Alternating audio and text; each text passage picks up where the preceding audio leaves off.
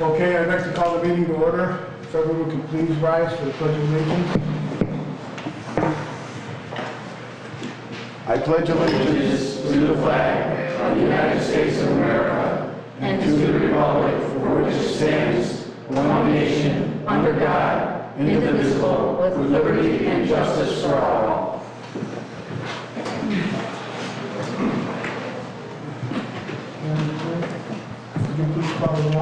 Trustee Reinders. Present. Trustee Pasmino. Present. Trustee Consolino. Present. Trustee Fialco. Present. Trustee Laha. Present. And Mayor Yukich. Present.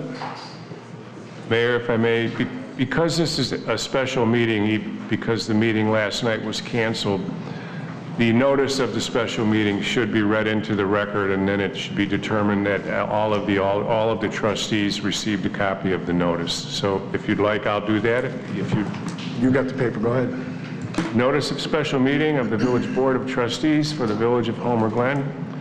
Notice is hereby given pursuant to the Open Meetings Act that a special meeting of the Village Board of Trustees for the Village of Homer Glen is being called for Thursday, July 28, 2022 at 7 p.m. in the Village Boardroom, 14240 West 151st Street, Homer Glen. The purpose of the special meeting is to conduct and act upon the business set forth in the agenda attached to this notice. The notice was dated July 21st, 2022, was signed by Ruben Pasmino, trustee, Jennifer Consolino, trustee, and Dan Fialco, trustee, and it was posted July 22nd, 2022. Very briefly, Trustee Consolino, you received a copy of the notice and agenda? Yes, I did. Trustee Laha? I did not. You did not. Trustee Pasmino? Yes, I did. Trustee Reinders? Yes, I did. Trustee Fialco? Yes, sir. Mayor? Yeah, I got it the day of. Email? Oh, I'm sorry. I'd like to state I received an email. You received an email? Okay. Yeah. Okay. Let the record reflect that 4 of the trustees received the notice in the agenda and 1 of the trustees received an email notifying her of the meeting. Okay. Okay. Next, we have a special speaker, Will County State's Attorney James W. Glasgow. He's going to speak to us on the House Bill 3653. I'm sorry, Mayor. I believe we missed approval of amendments to the agenda. Thank you. Oh. All right. Are there any amendments to the agenda? Yes, sir. I'd like to, on I-7, I would like to table that for this evening and bring it back to CED committee for review. I'll second that. All in favor? Aye. Aye. Okay. Motion carries. Okay. Guest speaker, Will County State's Attorney James W. Glasgow to speak at the House Bill 3653. Good evening. This bill was passed in a lame duck session a couple of years ago. Started out as a 3-page bill and wound up as an 800-page bill that was dropped on all the legislators' desks, and they had about 2 days to try to digest it. Now, one thing I've learned in working on legislation, if you don't have any expertise in a given field, you're not going to be able to make heads or tails out of the legislation that you're reading. So most of the legislators are not trial attorneys, criminal attorneys, and even the attorneys that I was working with, we were having a heck of a time going through all 800 pages. And again, not all 800 pages were amended, but you had to go through them all to find the little nooks and crannies where the changes had been made. Now, the gist of it is this bill will abolish bail on January 1st of next year. And a few months ago, as I was looking at the run-up here, I started thinking, wait a minute, equal protection under the law, that means everyone in every jail in Illinois, their bail will be abolished. I've got over 600 prisoners in the Will County Jail. and I think 60 of them are charged with murder. And the best we'll be able to do on January 1st is try to have a hearing to hold the people charged with the forcible felonies with mandatory prison for another 90 days. That's the longest you can detain anyone under this new bill. Think about the Cremo case in Lake County. 90 days would be the maximum they can hold him before. If they don't get him to trial within 90 days, he has to be released. Now, there can be some restrictions, like a ankle bracelet, things of that nature. I'll just call your attention to a couple weeks ago in Chicago, a murderer on an ankle bracelet murdered the person who witnessed his first murder. So in Will County, there aren't any murderers on ankle bracelets. They're in the Will County Jail. And that's, the Constitution of the state of Illinois says that all persons shall be bailable.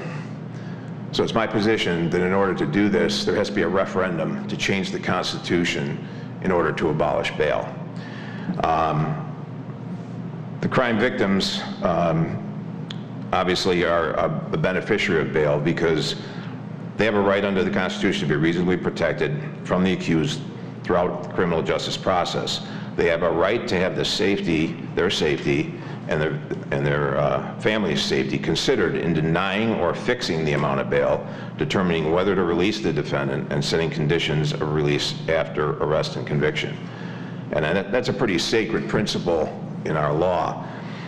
You know, our forefathers did a lot to make sure that we put a lot of rights in the Constitution for the arrested person. And nobody ever thought that anyone would pass a law like this, which would disregard the law-abiding people. But it happened, and it's in the line to take effect on January 1st, as I said. But I'm working very diligently right now on trying to find ways to stop it. But one of the things is to get the public energized, because there's an election in November, and we can all demand that anyone running in November will pledge to repeal this bill. The city of Chicago is the most violent city in the country. Not per capita, but gross numbers. The city of New York has 3 times as many people as Chicago. Last year, Chicago had 800 murders. New York only had 450. Last year, there were 1,800 carjackings in Chicago. New York had 500, and they're 3 times the size of Chicago, if that doesn't give you a perspective on what we're dealing with here in Illinois. Now, in Will County, we've been very fortunate. When they've come, the gang members have come here, our law enforcement has been phenomenal. We've made the arrests, we've got the indictments, and they're awaiting trial. Once that happens, what happens? Then the word gets back. They stop coming. Mayor Lightfoot was just quoted recently. She broke ranks with her fellow elected officials up there and said, violent offenders need to remain in jail until their trial. She said, if you let them out, they terrorize the victims, and they become emboldened, and they commit even more crimes. Well, that's exactly what every normal person says. So I give Mayor Lightfoot credit for that. The legislation itself, it has a list of things, different crimes where you can seek detention. The main one being forcible felonies that have a mandatory prison sentence. But then the hook is, I have to prove that they're a threat to a specific identifiable person. Well, let's look at this as murder and attempt murder. In murder, you've murdered the person that would have the most fear of you.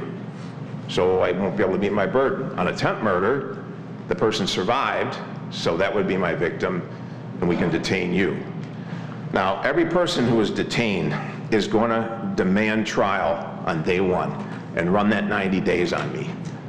I don't have the manpower and woman power in my office to meet that kind of a demand where everybody that gets detained is demanding speedy trial in 90 days. And again, look at the Cremo case. Can you imagine the amount of time it's going to take to put that case together? All the forensics, all the witnesses, all the videos, all the electronics. It's going to be an enormous task. So criminal history also is irrelevant. So when I talk about the mandatory prison, you could have a guy that did 2 armed robbery stints in prison and then comes out and does this 3rd crime, and then let's say it's a robbery. There's a list of forcible felonies that don't even qualify for detention. Burglary, robbery, arson, kidnapping, second-degree murder, intimidation, aggravated battery, aggravated DUI, aggravated fleeing and eluding, drug offenses. If I had enough fentanyl to kill everyone in the United States of America, under this new law, I couldn't detain that person for 1 day. If that's not the most absurd scenario you've ever heard, I can't give you any more. I just sent somebody to prison for 20 years for possessing fentanyl in Will County. When he was arrested, he went into Will County Jail, never left. He's going to prison for 20 years. That's the way it should be. But you let a cartel guy out, you don't lock him up, you think we'll ever see him again? Not a chance. And that brings me to the next major problem with this bill, with the 90 days. If the person is released after 90 days, I've never seen this. The judge is told he can't seek a warrant if the guy doesn't appear in court. We have to get what's called a rule to show cause. A rule to show cause, you can ask Eric, he does a lot of civil cases. It's just a piece of paper saying, please come to court.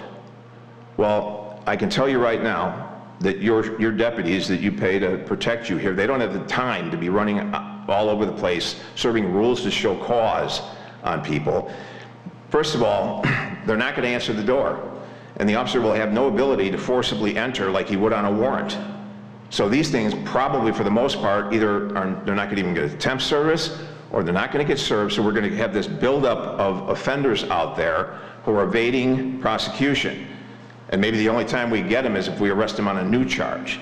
Now let's get the misdemeanors. This is just, you're not going to believe this, but the police can't arrest a trespasser anymore. You can't detain a trespasser. When the people who trespass get wind of this, what do you think they're going to do? They're going to come at us in a crowd mentality. And one of the interesting criteria for the officer to even give the person a summons, it says upon review of a proper ID. Now, how many of these people, say if they're homeless, don't have an ID? It doesn't tell you what to do if they don't have an ID. So if a guy comes to your home and he's harassing your family, and the officer comes and says, get out of here, you're breaking the law, it appears that he could cuff him and drive him down the street, give him the summons, but then he's got to let him go. He can't take him to jail, and he can't take him in front of a judge. So there's no enforcement. I mean, where that will lead, I can't even begin to imagine. So common sense was not something that was really in play here. The rule of show cause, too, we have to serve them within they have to be served at least 48 hours before the court date. So an officer could be out there looking for a guy for a week and catch him on the 47th hour. Well, now he's got to go back and get another piece of paper, and they'll never find the guy again. That's obviously a technicality, but it shouldn't be applied in criminal cases.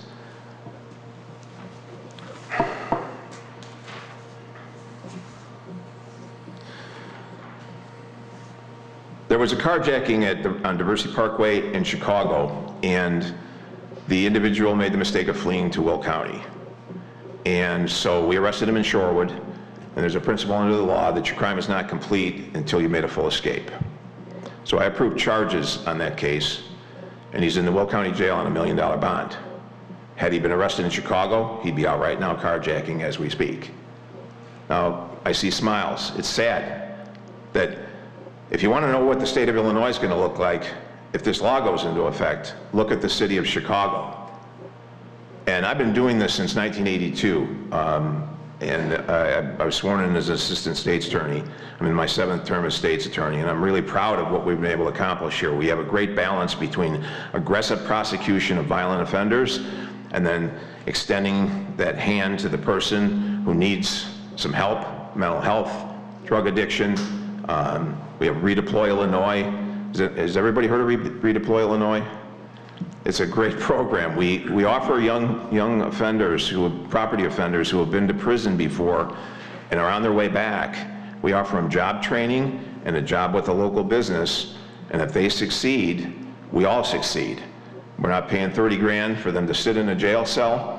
They're earning a wage, they're paying taxes, they're renting a place to live, they're buying goods in the community, and hopefully on their way to a better life. And I've talked to some of these young people. Many of them got arrested out of high school, never had a chance. It was a downward spiral right from the beginning. And the pride they show in their new job, it really, really is an incredible program. So, you know, we can be proud that we are aggressive against the violent offenders, but at the same time, we extend a helping hand to those that deserve it. This particular law, though, is something that, you know, we've never faced before, and I want just to make sure that everybody understands that it's real. And you know, the release of the prisoners from the jail, when I know that, you know, victim services is one of our best aspects of our office, and we stay in constant contact with the victims.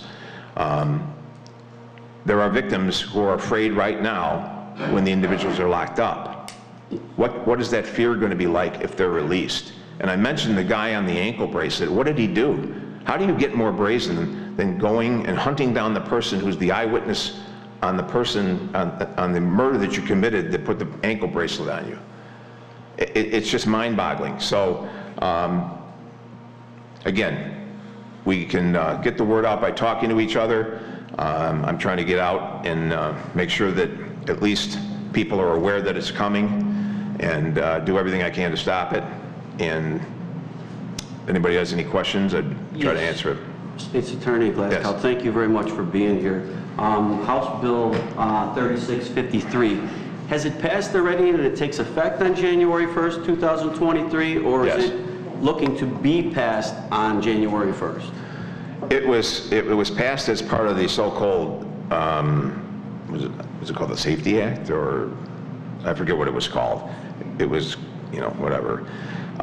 This was delayed. Some of it went into effect. This was delayed until January 1st.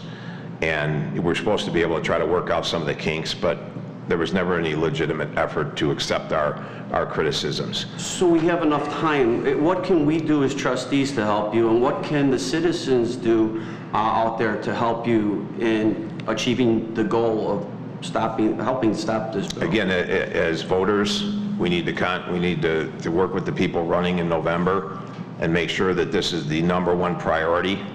I mean, this is life and death. I will not be able to protect the people of Illinois or of Will County with this new law. It'll be a travesty. And let me just give you another sample of what went through. This went into effect last January. The use of deadly force by policemen. Now, they added in that the officer, when he's in a position where he may have to use deadly force, has to consider how old the crime is, how recent was the crime, and can the person be arrested later. Now, I've been reviewing the use of deadly force in Will County since 1992. And everything you see on TV isn't true about the average police officer. I've not had a single police officer since that time exceed their lawful authority in the use of deadly force. Now, you know, you watch TV and you think they're doing it every day around every corner. That's not the case. Will County is a good cross-section of the United States. We've got all aspects of society here. So we're not just, you know, a country club community. We're a good reflection on the United States of America, and that's a hell of a thing to be able to say. And most of these officers, probably 70% of them, didn't fire at their first opportunity because they did not want to have to use deadly force. But this new law, and I've talked to officers, and many of them aren't even aware of the change in the language, but it gets worse. When you used to be able to use deadly force if there was an imminence in the use of deadly force against you or another, or there was a possibility of death. And the new law takes another step in defining imminent, and they say imminent is not merely a fear of future harm, no matter how great the fear, no matter how great the likelihood of the harm, but it's one that, from appearances, must be instantly confronted and addressed. So if an officer saw a triple homicide as he's driving up in his squad car, it was a few hundred feet away, and the perpetrator took off running, well, at that point, I'm not sure how to interpret this, but it looks like he's not instantly in danger at that point. Now, he could be running towards an old folks home, but this says you can't consider future harm, no matter how great or how likely. Now, that just sounds ludicrous, does it not? But that's what it says. So we don't have any court review of this statute, what it exactly means, but I think most officers are being trained, if one of these offenders is running away like that, you can't shoot him. You can't use deadly force, even though you know that that person just killed 3 people and he's a danger to everyone that he's running towards. So, again, we fought like heck to get this amended and get that language changed, and we were unsuccessful. And as you see in Chicago, the Chicago police chief has a rule now with not pursuing, not chasing offenders in the more minor cases. We just need to get things back on track. People with common sense need to step up and say, we're not going to take this. This is irrational. But again, this is so dangerous that we're all flesh and blood. And I don't know if the people who wrote this, a lot of them did not understand what they were voting for, and that's why it got passed. So House Bill 3653, every House bill there's a mindset behind it, right? I mean, there's a reason why it got initiated in the first place. Is it the cost per inmate that initiated this, and we don't have the finances as the state in all these places to do that? Or what do you think the mindset was behind this bill and its initiation? It's just an aversion to offenders being incarcerated. It doesn't go back to cost, though? What's really ironic here is the Illinois Constitution deals with no bail. And it says that people who are held without bail, the cost of that is a transfer to the state of Illinois. So technically, the local authorities would get a benefit here in that when they are detaining somebody during that 90-day period, that cost could be transferred back to Springfield. I don't think the legislators realized they were doing that, because that's the last thing they would do usually if they're paying attention. I was just trying to figure out why they would even do such a thing. It does, like you said, it sounds crazy that they would even do this, and I'm just trying to dial back to understand why or where they got started. Well, I read off the charges that I can't even detain. Does that make any sense to you? Those are dangerous people. And then if they had prior criminal histories, they could have had an armed robbery and a murder in their background. Those charges I read off, I still can't detain them because that's irrelevant to detention. But it's not irrelevant to detention now because common sense is in play, and we use rational thought processes to analyze the danger of a person so that we can make the bond significantly enough so that he or she can't harm anyone during the pendency of the case. And let me just finish up here, because this isn't a political issue. This isn't, I'm a Democrat, I'm working with Bob Berlin, who's a Republican, and we're both fighting like hell against this bill.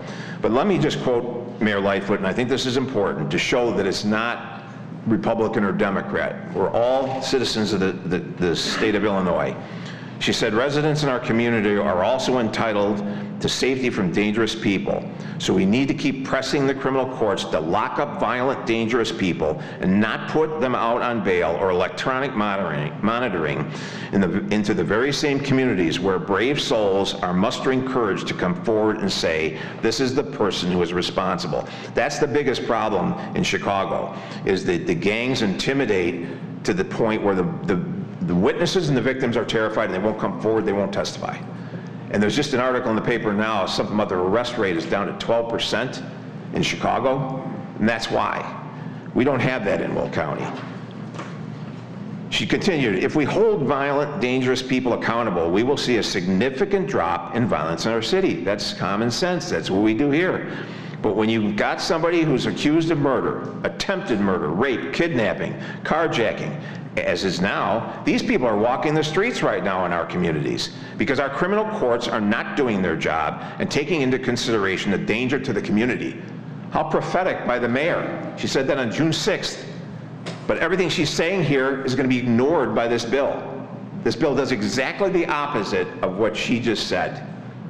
How ridiculous. But I never like to say never. Just for example, Drew Peterson would not be in prison right now if I was laboring under this law. I never would have got a conviction. He was on a $20 million bond during the whole pendency of that case. That couldn't exist today, could it?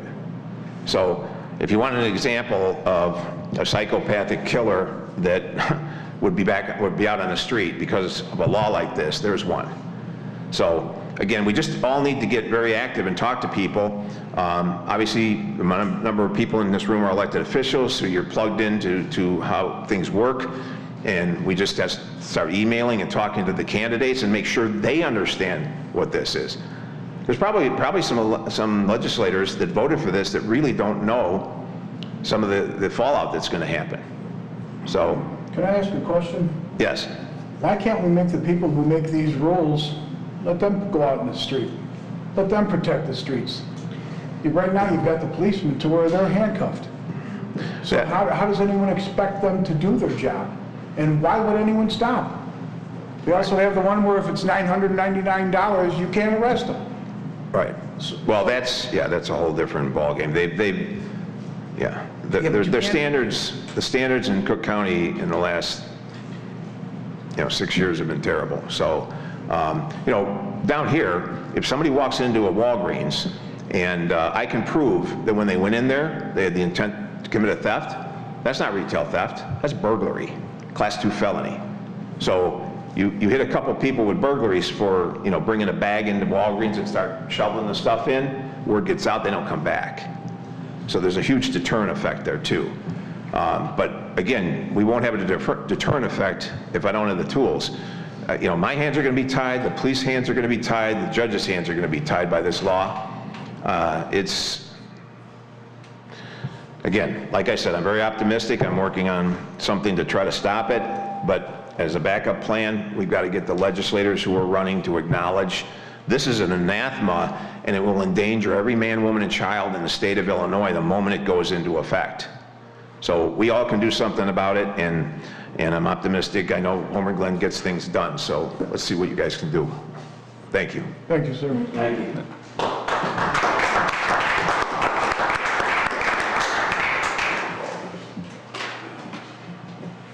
Next will be public comment.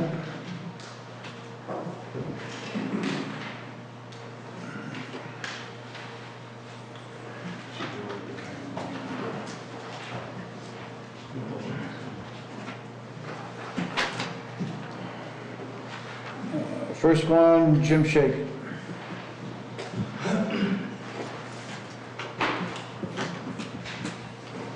Hello, thank you for having me. This isn't really fun for me. I'm not a good public speaker like the James Glasgow over there. I'm just a regular guy. Sometimes I get nervous because, do you ever feel like everybody in the room is staring at you? It's happening right now. So to get to it, it seems like the mayor is trying to get his friends elected by using this podium for electioneering and campaigning. I say that because I know of closed-door meetings with the Democrat Socialist leaders, and then after that happened, all of a sudden, last time, we have Sherry Cooling up here trashing people and just lying about people, besmirching their character. And my name was brought up and my wife's name was brought up. And the thing is, they don't really have a policy to fall back on. So the game is played like you have to trash people who you feel are a threat. 6 months ago, during this incident, I was not a threat. I was just a regular person eating dinner at a restaurant. It's interesting, the timing of this, because now my wife is the township collector, and I am now the committeeman for District 8 in Homer Glen. So now I guess I am a threat. What happens is, since you don't have any policies to run on, you have to lie and besmirch people and put it in the public record, and that's what this is about. Excuse me. putting it into public record so you can pull up the tape later and say, hey, look what I'm doing, you know, I'm going after the bad people, and then going and sending emails and having the emails put into the archives so you can FOIA that later and say, hey, look what I'm doing. To address the actual issue, anybody who's ever went to a restaurant before with 10 or 12 people know that you just can't pick your table. You get seated by the people who seat you. And that seat is long enough to fit your 10 or 12 people. It might be near some other people. I mean, what are you going to do? So it was all a lie. Sherry Cooling is running for Will County something or other, which I'm glad to put in that plug for her, you know, since I'm here to help. My job as committeeman now is to inform the people in my neighborhood about what's going on. And everybody here pretty much knows what's going on with this. So that's what I'm going to do. I just think it's beneath this podium and this dais and everything that this room represents. It's just not good. Thank you. Next would be Mike Carlson.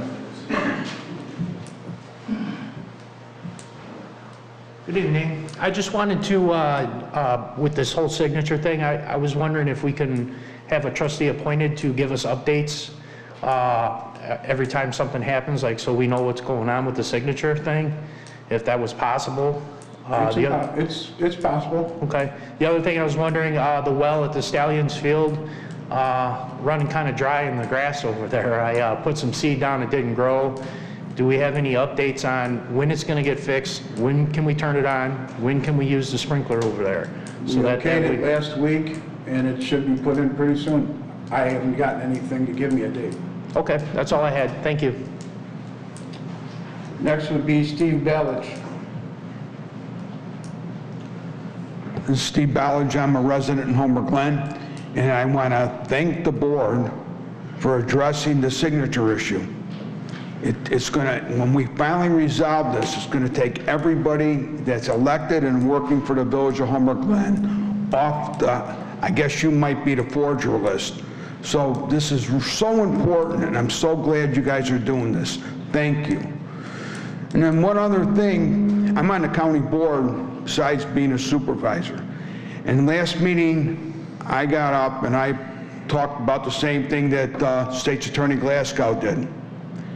And I went in, I'm not a lawyer like Jim, so I talked in regular layman's terms, and it seemed like nobody in the room actually understood what I was saying because their mouths were hanging down in shock. And I think it should be made clear that what Jim said was in nice flowery terms, but in real life, what's going to happen, Chicago will be like the Purge movie where they go out and just kill people at random, rob people, whatever you want. Will County will become Chicago. That's what the bottom line is going to be. Now, what I requested from the county board, which I'm going to have to request again this month, because this is not political. I'm a Republican, Jim's a Democrat. He said it too. I see it's a serious problem. The Democrats control the county board, and obviously they don't see it as a bad problem yet. But they will real soon. I'm asking that the Will County Board send letters to all our representatives in Will County and a resolution to the state of Illinois to say, stop it, kill that bill. Don't allow it to go through. And I think this board, Dan asked the questions. Thank you, Dan. You know, that was a good question. What can you do? You can do the same thing. You could write a letter to our representatives, and then you should make a resolution to the state of Illinois saying you don't want it to go through. If everybody does that, maybe we can scare them enough to do the right thing. Because I tell you what, I was told by Mr. Glasgow that if somebody comes at me and I'm scared for my life, I go in my pocket, I pull my gun and I blast them. I have a lot of problems. I'll go to court and all that stuff, but I won't go to jail because I feared for my life. Policeman does it, he could lose his house, he could go to jail.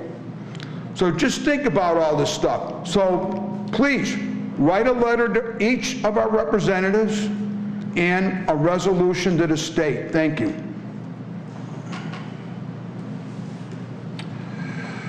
Next will be reports and communications from the mayor and other officers. I'll go first on it. 2 weeks ago, we never got a chance to talk, Dan. So I think the festival this year was done very well. There were a couple hitches, which we all expected because it happens to everybody, but it was a wonderful job you did. Thank you. You're welcome.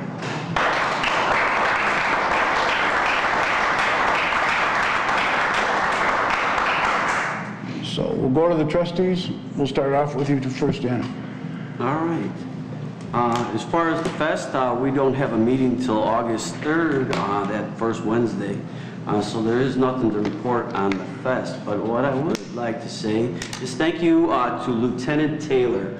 There was something taking place in the area, a resident brought to our attention.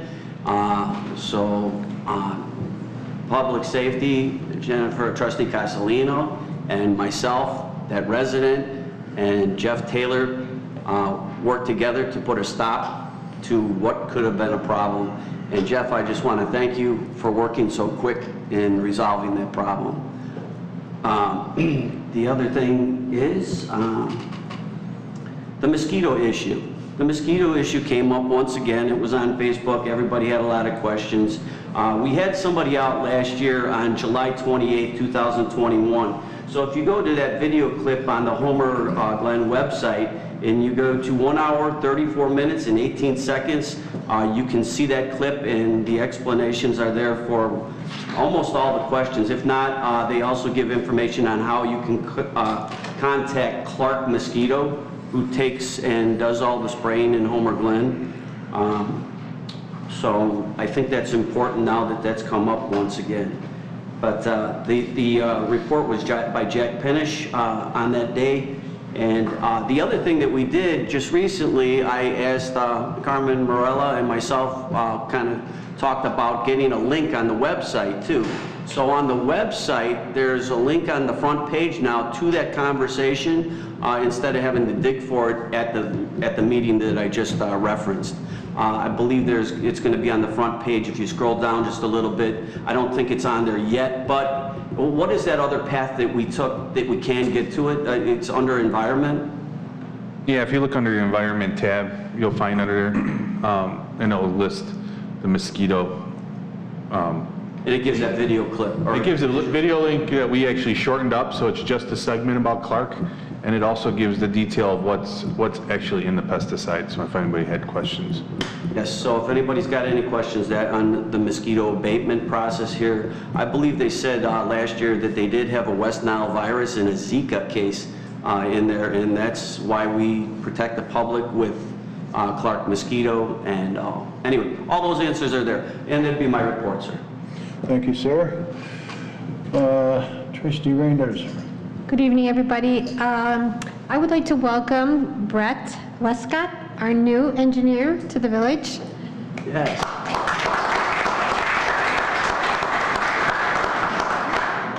On Tuesday, I had the pleasure of working with Brett. We actually went out and staked the area where the Veterans Memorial is going to be located. He actually did the work. I only held the tip of the measuring tape for a few things. But we now, thanks to him, we now have all the requirements that we need to move forward with, send it out for bid. Another thing I'd like to bring up too is I'd like to put a reminder out there for everybody that this coming November is going to be a very exciting month for our veterans. Today I had the pleasure of meeting with Mr. Zemke, and we talked about a lot of things and some needs for the veterans, and that was a very enlightening conversation, and I was very happy to meet him. On Saturday, November 5th, from noon to 3 p.m., the village will sponsor a dedication and groundbreaking ceremony for the in Heritage Park for the proposed site of the Veterans Memorial. Immediately following the ceremony, there will be a luncheon with some refreshments for the veterans. We will be providing transportation to the veterans to be able to come to the village and to the ceremony. And also, they're actually going to have another ceremony on the next day. So on November 6th, Conal's Corn Maze is going to be hosting another event for the veterans. So they're going to have a very busy weekend. So I would just like everybody to mark their calendars. So this way we can give our veterans the honor that they deserve. This week was a very busy week. So I also was working with Sue Stylen on starting our annual tree lighting ceremony. So we actually started putting some things together, and we're actually going to be teaming up with Rustic Vintage Fair. And I don't know if they're aware of Rustic Vintage Fair. They were actually doing craft fairs in the park this summer. And they are going to be bringing a Kris Kringle market in addition to our tree lighting. So the hours will be changing. The hours will run from 2 in the afternoon until 8 o'clock at night. And there will be more details to follow. I mean, we're going to do the same as we did last year with the ice sculptures and the carolers and all of that. So I just wanted to remind everybody of that. Another thing I'd like to mention is I'd like to thank Janie Patch for the new web-based interactive 159th Street corridor map creation. This map will now give us access to all available land development sites in Homer Glen. It will provide property details, zoning, and contact information.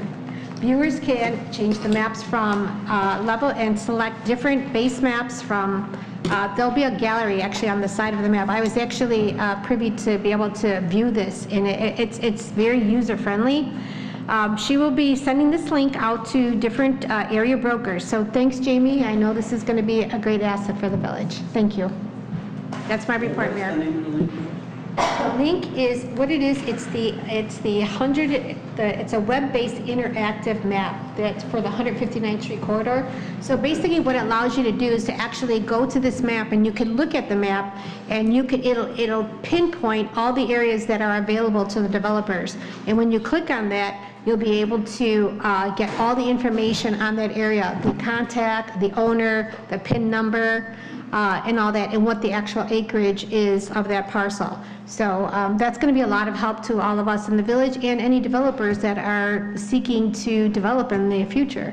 Well, just so Janie Patch had worked on something a couple months earlier with putting the GIS mapping on the front page of the on the front page of the Homer Glen web page. So, right, so maybe that would be a good place to locate that tab also? I think there may be one. I'll check. But you guys did a great job with that and putting all that information in one quick spot to get to it. So it just sounded like it would parallel with that. Yeah. So it's going to be a great tool for anybody, that's looking to develop in the future here. So thank you, Jamie, again. Thank you so much for that. Okay, next would be Trustee Pasmino. Thank you, sir. Reporting for CED. That was my first meeting. It was very exciting.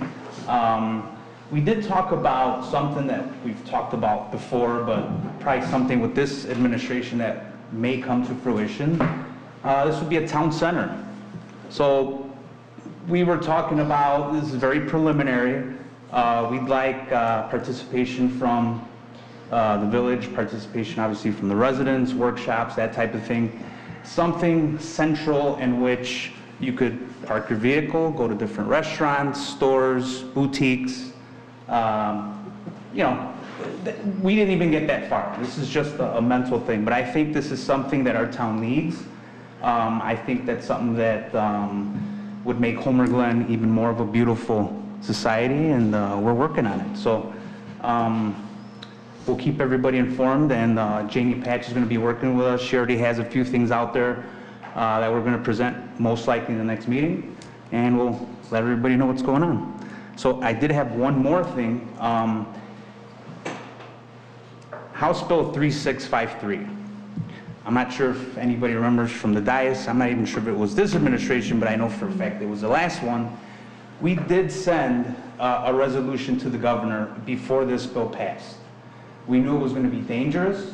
we knew that trespassing was not going to be illegal anymore, and we did send that resolution out, and the governor passed it anyway. So one thing Mr. Glasgow asked, and it was kind of weird to me because I know he's upset about it, and obviously this is something that's not good for anybody after January 1st, but this was passed by Governor Pritzker. And if there's one thing that we got to do is make sure that that governor does not get elected again so that this bill can get taken away. That's all I have. Thank you, Trustee Pesmino. Trustee Laha? All right. Our next Ability Awareness Committee meeting is going to be August 2nd at 6:30. So we didn't have a meeting last month, so we're going to be getting our fall plan together and getting our monthly agenda set. So if you are interested in coming and helping or volunteering with that committee, please join us. Also, I think Rosie has been doing something really nice with the parks meetings. They've actually been meeting in a different park during the monthly assigned date, and I think that's something really cool. So if you have a park that you want us to come visit at, or if you want to come start attending the meetings and giving your input, we're going to be posting the parks that we'll be at that month. And it's just a really nice way for the Parks Committee to be really involved on seeing what needs improvement and where we'd like to go with our vision. That's it. Thank you. Trustee Consolino? Hi, I want to say thank you to Mr. Shake. I think you did a fabulous job, and I think you were very honest and forthright in the way that you spoke up at the podium. I didn't want to speak tonight, in all honesty, but after attending an active shooter training this week with our village staff, and after listening to State's Attorney Glasgow talk about HB 3653, and after being chair on our Public Safety Committee, I think it's very important that I do speak to what happened to me 2 weeks ago because I was viciously attacked while sitting up on this board. It's unfortunate that I have to take time away from village business tonight to address public comment that was directed towards me at the village board meeting on July 13th, 2022. Sherry Bonicki Cooling spoke at public comment in both a menacing and threatening manner towards me that night. She made false accusations and defamatory statements against my character. And for the record, at no time have I ever stalked or harassed Ms. Bonicki Cooling and her family members. However, she has done this repeatedly to me, to my family members, and to my friends. Sherry Bonicki Cooling also took video and pictures of myself, this board, and residents who attended that meeting that night. She even followed them into the hallway and posted pictures of them on Facebook to shame them. I would like to point out that this is illegal as well. It is illegal and unethical for a person to make false accusations. It's also immature and blatant electioneering when they do this during a village board meeting. They are actually hindering our village board meetings and our members from doing our job on behalf of our constituency. This person is not a resident of Homer Glen. She is a Democratic committee person for Homer Township Precinct 16. She is also the chair of the Homer Township Democratic Organization.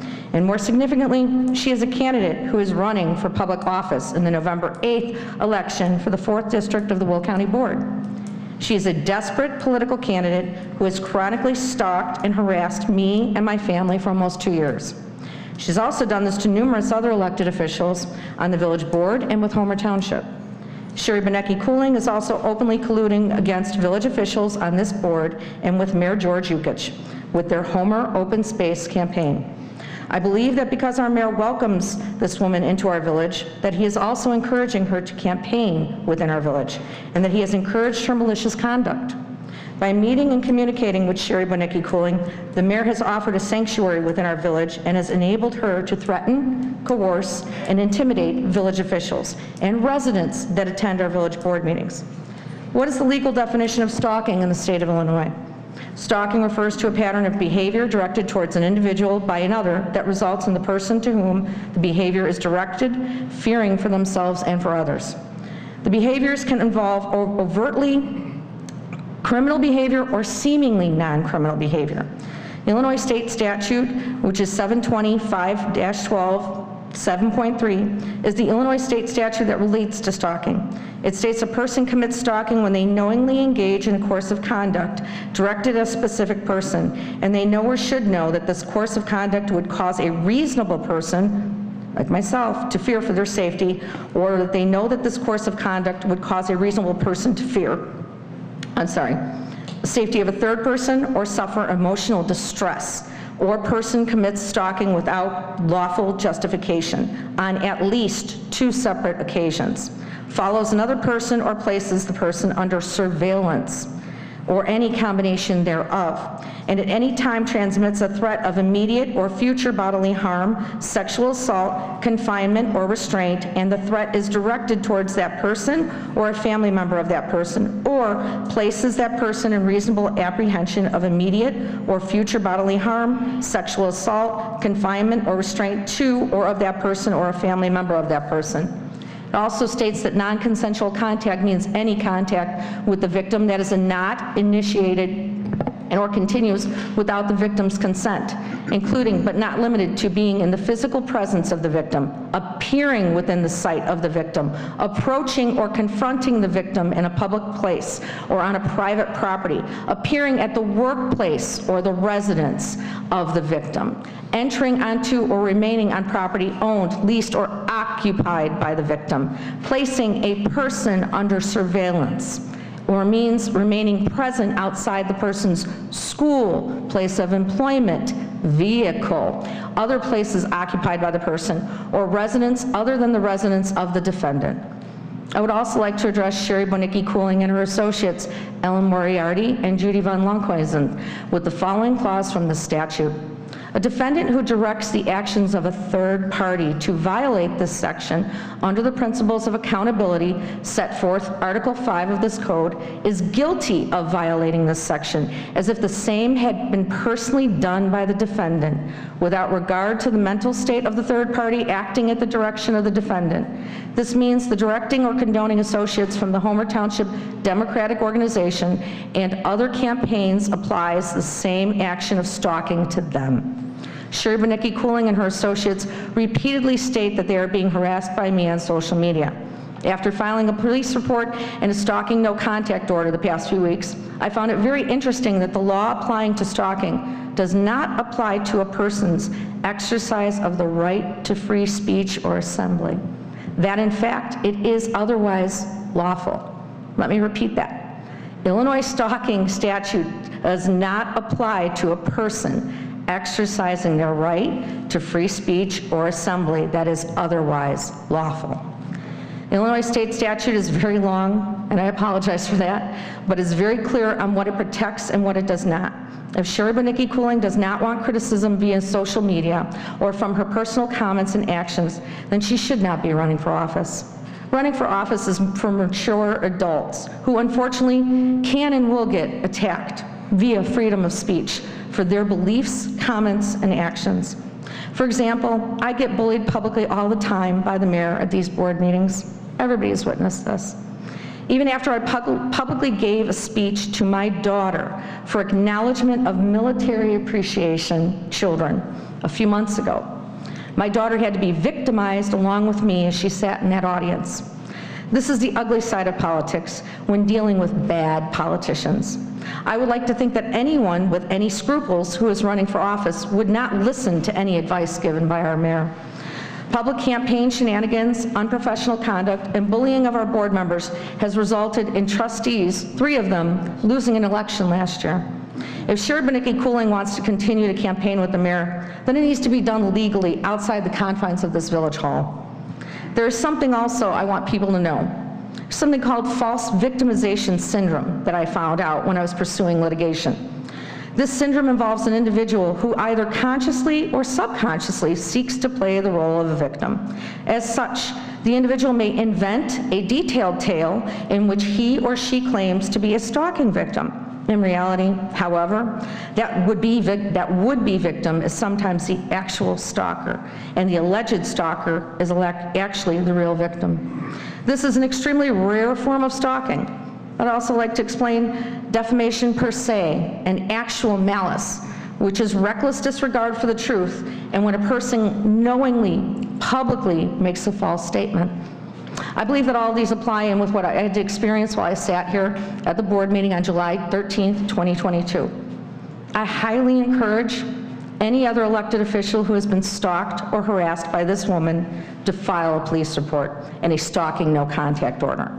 I also encourage any resident who has been sitting in here and treated the same way by Sherry Bonicki Cooling and any of her companions to do the same. I apologize that our village hall has not been a safe place for you to attend and voice your opinions, and it should be. Certain board members and I are actively doing our best to rectify this and secure our meetings. I would also like to inform my fellow elected officials and the general public that there is an Illinois state statute that pertains to protecting elected officials from threats. Illinois law deems threatening a public official is more serious crime than intimidating just any regular person. If a person communicates a threat toward a public official because of the performance of that individual, he or she can be charged with threatening a public official. This crime carries a Class 3 felony status upon first offense. I'm not going to bother reading it, but I want to thank everybody for their time. I'm done. Well, I've got to respond on some of these, I'm sorry. But first of all, we should keep open land, open land. Yes, I did get in line with them, but it was already set up to be open land. Why you want to change it doesn't make any it doesn't make any sense. And you are not a nice person. I told you that before. I don't beat you up, you beat yourself up. You know? If you putting in your whatever Facebook that I'm having an affair with another woman because you just wanted to say it, then you should have said it. So it just goes to show you that you don't tell the truth about anything, and it's a shame. And you belittle people horribly, absolutely horribly. So we'll go to, let me see now. That's all set, so we're going to go to the village clerk. I have no report. Eric. No report, Your Honor. Carrie. Thank you. No report. Public safety officials. No report. Village manager. I have a report, Mayor. I am going to bring some light to this meeting to talk about some of the events in our parks that's coming up. So I don't want anybody to forget we have Market in the Glen. It's on the first and third Thursday of the month, all the way till September. Unfortunately, with some of the weather, sometimes we don't get the best turnout because, you know, wind has a factor in rain. But we appreciated all the residents that do come out and support our Market in the Glen. I also would like to talk about our movie Under the Stars this Saturday. We are featuring Back to the Future. There's going to be a DeLorean out there. I heard Marty McFly will be out there. It's really fun for the kids, and weather pending, it should be a great, great time. I also want to talk about our Chalk It Up event. It's one of our most popular events, and it's a very creative event, and I mean, some of the artistry that is out here in the community really showcases a lot of that. It is a pre-registration requirement for participation. The staff works really hard to get this event off the ground, and the community really gives a good response, and I really want that to be a very big success this year, and I'm very proud to be out there and helping with it. So that's all I have to report, Mayor. Thank you. One other thing, last night we had a grand opening of another restaurant called the Fried Master. The address was 12326 143rd Street, Homer Glen, Illinois. Food was absolutely wonderful. Unfortunately, not a lot of people showed up for the grand opening, but Janie and I were there. Janie, I'd like you to, because I know you worked on hard to get these people in here, so could you give anyone information to help this company out? Mayor, I'd like to tell you that I've ordered chicken from them about 5 times already, and it was delicious. Mm-hmm. It was amazing. It's crispy. Yes, it's really, really good. Maybe if we're here long enough tonight, we can order some. Just a thought, just thinking. Yeah. Well, starts on that side. All right, so what they've done so far for Omar and Erica, what they did cook came out. Prices were very well. They had one absolutely gorgeous baby, 4 weeks old in there. But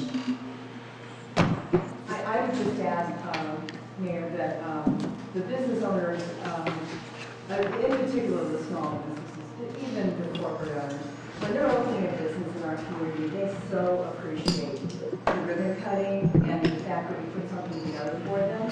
And I've always looked at it as a marketing opportunity. I'd like to help get them off the ground because we come back and we post it on our village social media. And it does give them a boost, and lots of times they want to have a soft opening and wait until all the kinks are out before they actually schedule the ribbon cutting. So they may have been open for a little bit of time, but they do that by design because they want to be ready so that when finally there is a ribbon cutting and it goes out, that, you know, when people do come, they are able to give the service and the quality that they want to do. But they just so appreciate when there's a ribbon cutting. So anytime any of our trustees are available to join us here at ribbon cuttings, it would just make that welcome so much better. Okay, thank you very much. Next would be consent agenda. Consider for approval the amounts payable for the period of July 15th, 2022 through July 29th, 2022 in the amount of $473,098.40. And number 2, consider the approval of treasurer's report and cash and investments for the period ending May 31st, 2022. So moved. Second. All in favor? Aye. Aye. Can you please do roll, please? Roll call. Sorry. Trustee Laha? Aye. Trustee Reinders? Aye. Trustee Cancelino? Aye. Trustee Fialko? Aye. And Trustee Pazmino? Aye. Motion carries. Next will be legislation and action items. Consider for approval a proclamation recognizing the Private Michael C. Oliveri, American Legion, Post 2011, as the official post of the Village of Homer Glen. So moved. I'll second. Go ahead, that's yours, Trustee Pazmino. Thank you, sir. Is there any discussion? Madam Clerk, please call the roll. Mayor, if I may, may I please read the proclamation? Yes. With due respect to the board, I think that this is a unified decision, and I think this is very important that this board stands in unity for this proclamation. So I ask that each board member please read a line of this proclamation, and I will start as, whereas the American Legion was chartered and incorporated by Congress in 1919 as a patriotic veterans organization devoted to mutual helpfulness and Whereas the American Legion is the nation's largest wartime veteran service organization, and Whereas the American Legion is committed to mentoring youth and sponsorship of wholesome programs in our communities, and Whereas the American Legion advocates patriotism and honor, promoting strong national security, and whereas the American Legion advocates patriotism and honor with continued devotion to fellow service members and veterans, and Whereas local American Legion programs and activities strengthen the nation one community at a time. Whereas a group of Marion Village veterans were inspired to find a place for their local fellow veterans to come together. And whereas Marion Village and the Village of Homer Glen community have welcomed the American Legion Post to our community. And now therefore be it proclaimed by the Mayor and the Village Board of Trustees that the PFC Michael C. Oliveri American Legion Post 2011 be recognized as the Village of Homer Glen's official post.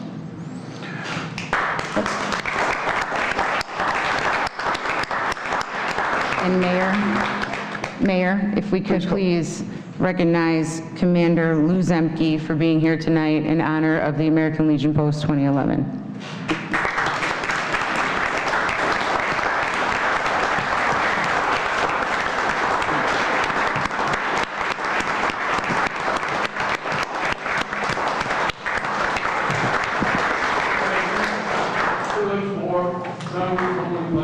Thank you for recognizing the fact that they are important. Thank you, sir. You should probably do the roll call. Yes. Got a little excited there, sorry. I'm going to start with Trustee Reinders. aye. Trustee Pazmino. Aye. Trustee Laha. Aye. Trustee Fialko. Aye. And Trustee Consolino. Aye, and absolutely. Okay. Next would be consider for approval a motion to assign a Class C liquor license, temporary license to our Mother of Good Counsel, hosting an event on 16043 South Bell Road, Homer Glen, for the parish fundraiser picnic held on Sunday, August 28th, 2022, from 12 p.m. to 9 p.m. I'll make that motion since it's on my birthday. Second. Was there a second? I'm sorry. Trustee Consolino? Wait.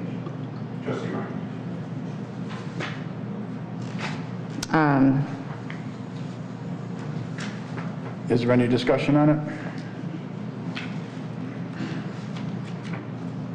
No. Mayor, Christine, please call the roll. Trustee Pazmino? I must abstain because I own a liquor license. Trustee Laha? Aye. Trustee Fialko? Aye. Trustee Consolino? Aye. And Trustee Reinders? I must abstain. I own a liquor license. Mayor, you should vote, since there are only 3 votes in the affirmative at this point in time and 2 abstentions, so you should vote. Mayor Yukich? Aye. Okay, next. Consider for approval ordinance number 22-030, an ordinance granting a variance to permit a mix of brick and LP Smart side materials on the first floor of the dwelling in lieu of the exterior construction standards 75-67A, applicability and scope, type of building or structure of the Code of the Village of Homer Glen for certain real property located in the R3 Single Family Residential District at 16226 Sid Court, Homer Glen, Illinois. Need a motion? So move. Second. Okay. It's not that it matters, but it is Sid Creek, correct? Sid Creek Drive. Yes. You said Sid Court. Not that it matters, but just so we make it official. Okay. Any discussion? Joe, in Evelyn's Gate, this is in Evelyn's Gate, right? Right. We didn't have any complaints from any of the residents nearby at all? No, we have not. We have also had a number of variances with similar type, this new farm-style type residents going up in the community. So, yeah, we have had no opposition to it. All right, and out of all these pictures, does one of them actually represent the actual house? Yes, that is attachment C, I believe. Attachment C? I think it looks beautiful. The homeowner is at the podium as well. Okay. And Doda. And we're going from 100% to 55%, correct? Correct. Is that siding, what kind of siding is it? It's called LP Smart Side. It's like a cement board, but it's made of strain board. It's more durable. All right, thank you. Very nice house. Thank you. Very nice. Pretty. Is there any other questions? Madam Clerk, could you please call the roll? Trustee Fialko? Aye. Trustee Consolino? Aye. Trustee Reinders? Aye. Trustee Rogers? Trustee Pazmino? Aye. And Trustee Laha? Aye. Motion carries. Number 4, consider for... Congratulations. Thank you.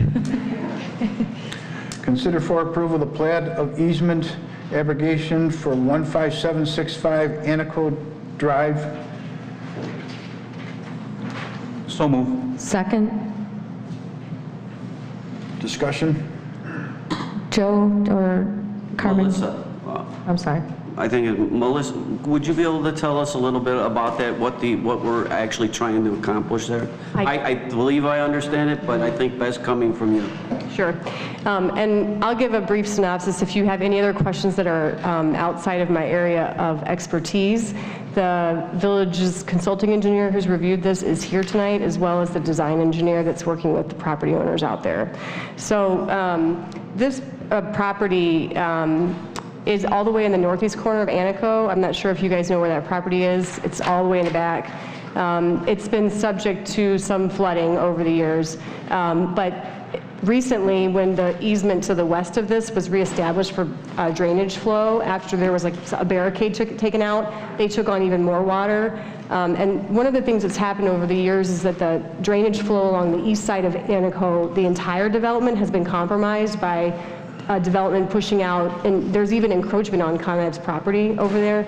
So really the water just comes in from a wetland on the east side of Chris's property and comes up and then flows back out to the wetland. It doesn't go anywhere, and it used to go all the way down to 159th Street and then over to the pond. So that's the east side. The north side of the property where the 35-foot section is going to be abrogated, there used to be and there still is, a large berm. And Dan and Trustee Pezvino, you guys are familiar with that from doing the YouTuber special use permit, right, where the high berm is, and then there's a swale behind it that conveys water to the west and to the east. So this drainage easement actually was over not only the swale, but also that berm. And the berm on this property and the property next door it was removed decades ago. So it's not actually functioning to serve anything. So we took this property owner through in order to grant some variances for impervious area as well as setbacks. It was it was last year sometime. And so he's looking to move forward with permits, and this is one of the conditions of it, is that we abrogate these portions of the easement in order to put that permanent surface on his property. Based on you being there and knowing, you are recommending this to be passed? I am, and the abrogation of these easements was reviewed by Michael Kraswinski, Mike Salamovich, and it has been, since he's left, I gave it over to our consulting engineers who have reviewed this as well. Good. All right, thank you.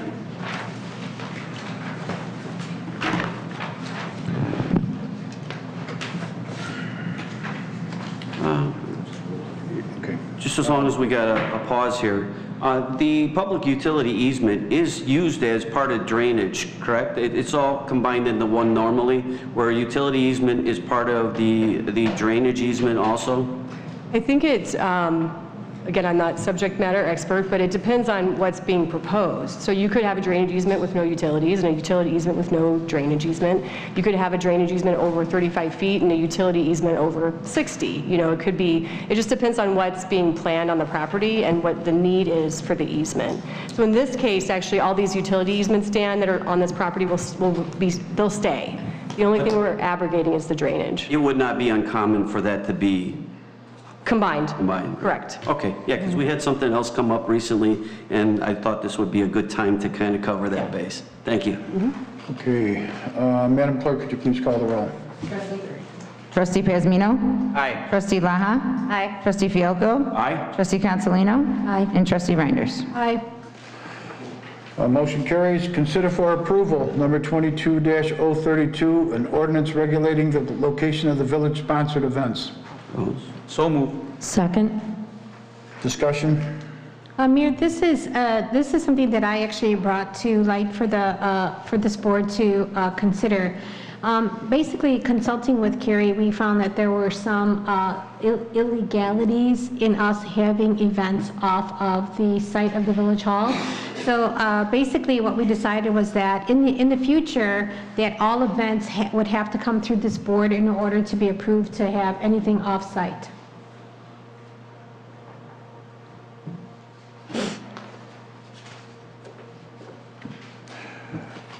Is there any other discussion? Just a quick question, as long as we're talking about that, for things that are done off-site that would be, and I don't know if this is really the right time or not, maybe you could tell me, but let's say it's off-site and somebody from the village is staff and they're going under the pretense of the village.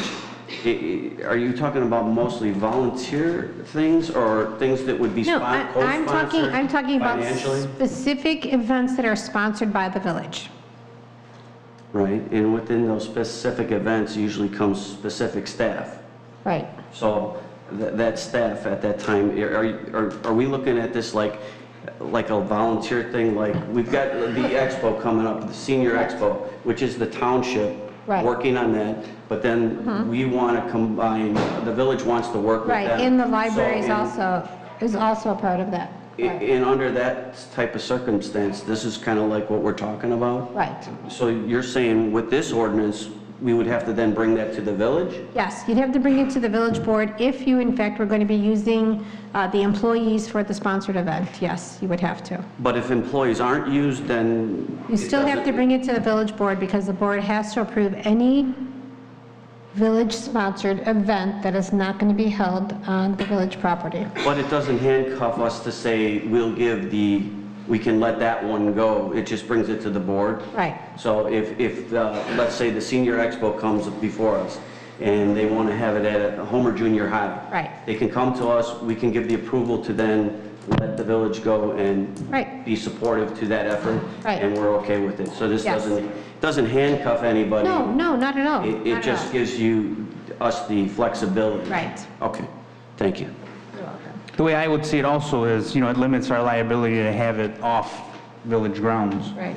So it's just less for us to worry about.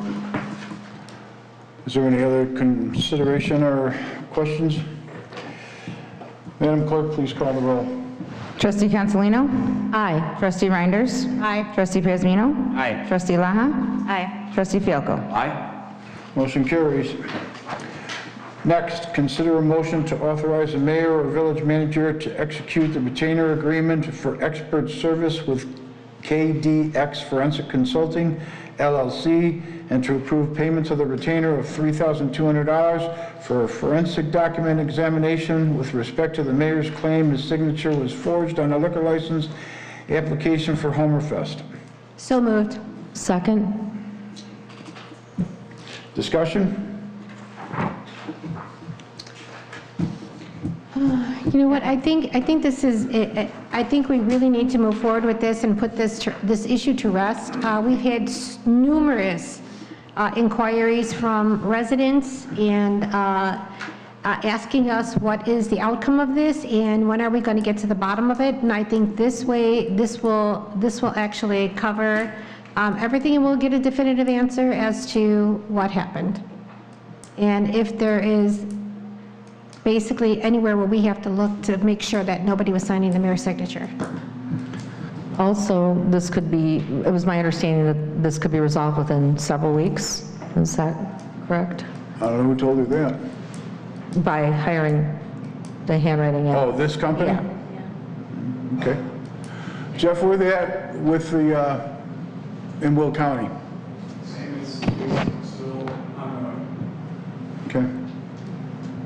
The document examiner advised me that he can complete all of his work generally within a 2-week period of time, provided he is given 15 to 20 documents with signature in question, originals, and we need to obtain from the Illinois Liquor Control Commission, I believe that's who the application was filed with, the original of the actual document. And as soon as the agreement is signed, he will prepare a letter to give to me assuring the Liquor Control Commission that all he is going to do is utilize the document for his forensic analysis, and that it will be returned immediately when he has completed his forensic analysis, with the hopes that the Liquor Control Commission will cooperate and produce the document. If the document cannot be produced, he can still do an analysis, but as he explained to me, a copy is never the same as the original document when you're trying to do a forensic document analysis. So I'm hopeful that we can get the comparative signatures, enough of those documents. That should be relatively easy because most of those documents can be obtained right here, and that we can get the contract signed and the retainer paid, or a check for the retainer issued as quickly as possible so that we can get a response to this board and to the mayor in a very timely manner. And so, What I would like to do, though, in addition to that, since this is costing $3,200 approximately, it does say retainer before then, so sometimes that means it might cost more. I just want to make sure that we can, as a board, pass whatever their results are on to the investigating team of Will County, and that they can take that into consideration in their investigation. it will become a public document if he will prepare a written report, okay? Or I know, but I would like this board to make sure that it gets that way to be included as part of their investigation. Is that even... Whether they accept it or not, that would be up to them. that's up to you as a board to say that's what we want to do, but the matter before you this evening is to approve the agreement, and then if you want to make that type of motion, you certainly are free to do so. Can I amend it at this point to include that, or is that a different time? Why don't you approve the agreement this evening? Okay. Well, I have a And then, question. because you're not going to get a report. The two-week time period is a very aggressive time period, provided all of this can be put together. You're saying to separate it. I Yes, understand. yeah. It's a good idea. Yes, it's a good idea, so it's on record. Absolutely. So we have this analysis, and they have this is their professional opinion of whether or not they think they can match the signature, or what are they exactly trying to find out? And is that even something we can use when it comes to an official investigation? He's going to analyze the document Right. and render an opinion as to what he believes, whether he believes the signature has been forged or not. Right, and then do can so. we use that in the official investigation, though? Is that I'm sorry, what? Is that something they can actually use in the investigation, or is that considered a matter of opinion? I don't know what the sheriff's office protocol would be. Okay, that's not something that I'm privy to. Right. Whether they could use it or not, I have no idea, Trustee Lahat. Right. But it's certainly something that you as a board can say, okay, this is what we have, this is what this individual forensic examinationer has determined, and produce it to them. That's certainly your prerogative as a board. Sure. Okay. Sheriff Taylor, do you mind if I ask a quick question? Thank you.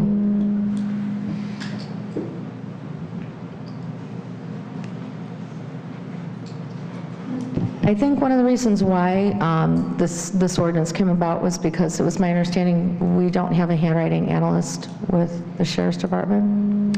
Not one employed, but we work with the FBI and a whole bunch of different agencies to send out stuff like that. if Thank necessary. you. Yeah, thanks. So then, in their own investigation, will they already be doing this? I can't really say because it's open and ongoing. They will do a complete investigation, I can assure you. Any open source or public document, they would take into account just to weigh the credence of it, whether they found it credible would be up to the investigators though. So anything public, they would obviously take into consideration. Thank you. Just so you're aware, and I don't know what the sheriff's office does and how it goes about doing it, but a key feature of this is two key features. One, to obtain the comparative document or documents with the comparative signature in a quantity of 15 to 20. And two, to get the original document to be examined. If that has not been done at this point in time, this process that you're authorizing tonight, if you authorize it, will at least get, one, the comparative signatures, and hopefully initiate the process to get the original document that was allegedly forged. So that's where we're at. To my knowledge, there has been no request for the comparative documents from the sheriff's office, nor has there been a request made to the Illinois Liquor Commission for the original document. It's not to say it hasn't been done, but if it has been done, it's been done without the knowledge of the manager or myself or this board. I think that we're also trying to attempt to be more expeditious with this because we're currently seeing I don't know how long an average handwriting analysis would take with the sheriff's department, but we're on, what, 6, almost 7 weeks now with this investigation, so. No, I understand. I think this is important. I'm just, looking at, I'm annoyed that we even have to be doing this, so, sorry.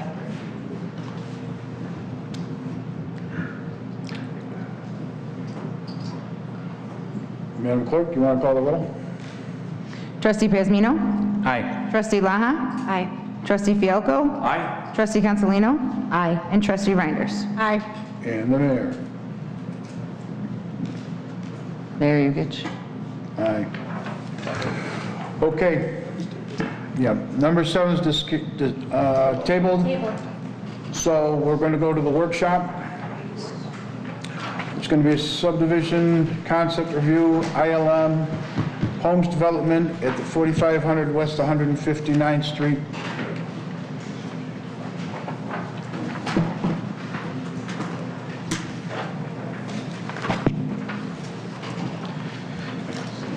Good evening, trustees, mayor, members of the public. My name is Moises Kuckelman. My address is 605 North Michigan Avenue, 4th floor, Chicago 60611. I think that you all remember that I've been here twice making proposals or showing you some proposals for the development of this 50 acres located at 14,500 West 159th Street.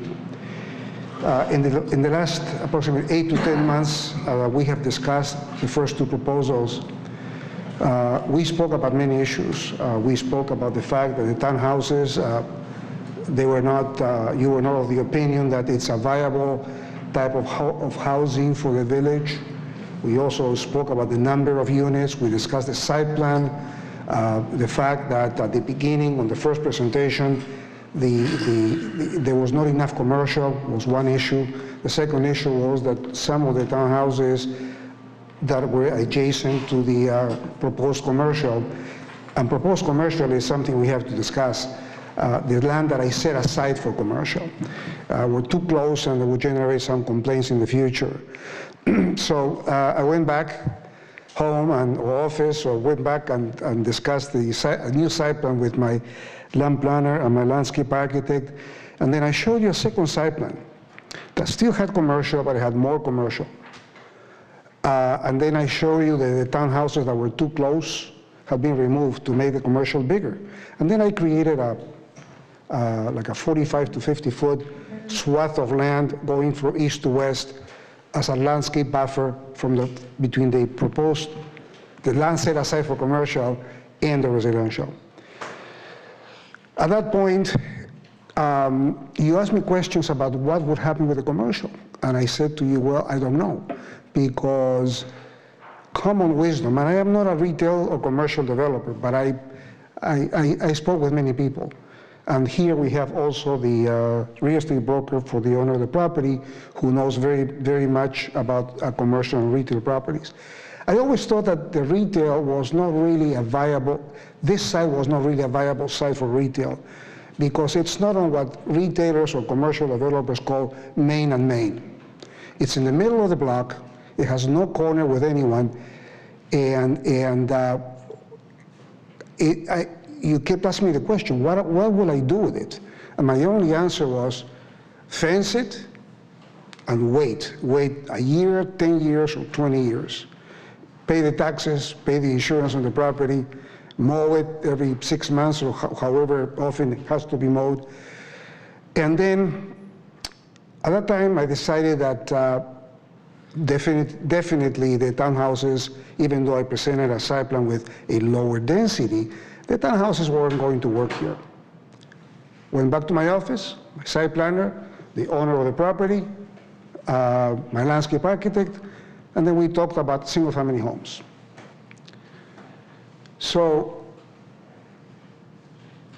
I kept having discussions with the village, and I decided that I was going to propose single-family homes, but I also thought that I would no longer set aside the about 8 or 9 acres I had set aside at the beginning for a retail or commercial development, because nobody knew when it was going to be developed. And if you develop a very nice residential development, and in the front of it there is a land that will remain vacant for years or decades, I don't think that is something that is good for the community in general and for the residential development behind in particular. So I prepared a new site plan, and you can see it. You have received, I think, a package that consists of 114 single-family detached home lots. The minimum size will be 8,750 square feet, meaning 70 feet in frontage by 125 feet in depth. The average lot size is 10,185 square feet. The public streets that you see there are going to have a 60-foot right-of-way and a 28-foot pavement width from back of curb to back of curb.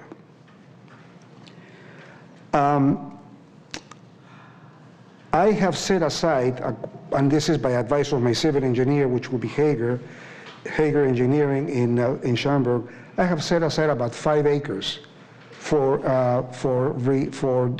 detention on the northeast quadrant of the property, and about 1.8 acres at the southeast quadrant of the property. I have also set aside on the east boundary of the property a park that will be dedicated to your park department. It's about 3 acres. And so all along the east side of the property, I have created a buffer. I have placed homes mostly on the, it's hard to decide how many homes were on the commercial, but I am proposing a berm between the most southerly lots, the most southerly homes, to give them protection and privacy from the traffic on 159th Street. That berm will be about 6 feet in height, about 22 feet at the base, at the top, and about 50 to 60 feet at the base. You can see that I left a couple of places with more park, had to be left that way because of the pipeline easement, and we are proposing there a small dog park. We don't know yet what can we do with the small green area to the south of lot 44. Maybe it will be a tot lot. All those park areas will be private, but the 3-acre park at the eastern boundary of the property, as I said before, will be dedicated to the park district. I'm here tonight to see comments from you, because I want to get a consensus from the village board and from the public if this is viable. If this is something that you would welcome and you would support, and if so, then I will start the process of generating all the documents that you need and I need to create to formally apply for this development. Strictly single-family homes, detached. I have also included in your package some elevations. All the time that I was dealing with staff, I was asked for elevations, and I didn't want to bring you something that I can pull out of the drawer, one project or another project. I insisted at that time that I wanted to create something exclusively for this development, and I have done so. And you have 3 elevations in front of you. These elevations, they don't mean that this is exactly what I would do. It depends on the market, it depends on the comments I will get from staff, but it gives you a flavor on what we can do with the architects that I will retain, that is BSB Design they're in Arlington Heights now, I believe. So I'm seeking comments. I'm ready to answer questions. Thank you, sir, for coming out. Appreciate it. So this, the pricing, the starting price on this is $450. This is a bit higher than the last time you came out, Yes, correct? it is. Yes, it is. So the last one was how much? The last one, well, there are 2. The first one was in the in the low 3s. The second time I came here was in the mid 3s. This is in the mid 4s. So this is starting $450s, and it could go up to? It's an average. Oh, this is the average. It's an average, because there will be some homes that will be smaller, like 2,000 square feet. They could be 420, 430. There will be some larger homes that will be 2,800 square feet, 3,000 square feet. That could be close to 500. Now, also, these are my base prices. We charge a little bit extra for location premiums, and we also try to sell options and upgrades. And I don't know how much in options and upgrades will people buy, but that will increase the price of the units. So starting would be, what would you? 420. 420 is the start, Yes, okay. Yeah. So that's bare bones, basically, very standard. Well, it's not bare bones. Well, I mean, bare bones as far as that, right? It's not bare bones. It's going to be nicely finished, but if someone wants a much higher quality package of kitchen appliances, they can have it. There's going to be a price increase, of course, and so on and so forth. Better carpeting. It's difficult to say. I have to be careful with what I say. Let me make clear that the houses will be built with very high quality standards. But some people want to personalize it, customize it. We won't be moving walls. We won't be making structural changes, but decoration changes, if you will. Kitchen appliance upgrades, plumbing fixture upgrades, that sort of thing. Okay. The reason I'm asking is because Glenview Walks Estates is right next door, and as you know, yes, they're very nicely priced homes, right? They're like starting from $650, $700 and up. Correct. So I just want to make sure that this subdivision, remember we talked about ebb and flow, going from one subdivision into another. We didn't want a drastic difference. Exactly. So I'm thinking maybe the houses closest to that maybe can go for a higher price, maybe a little better quality. It depends on the buying public. Okay. But also notice that we have created a great buffer between from back of the homes on the eastern edge of our development to the back of the homes on the western edge of Glenview Walk. That distance averages about 350 to 400 feet. Okay. And you increased that from the last design, correct? Yes. Yes. Okay. And I think we could all say thank you for listening to our comments from the last time that we met, and definitely taking into consideration the density request. It was greatly appreciated. Thank you very much. Can I add some comments? These two? I have some notes here. So I was sitting here and I knew this afternoon I had seen an email come in, so I just frantically went into my email from the HOA president. I'm not sure if we have any residents here tonight from Glenview Walk.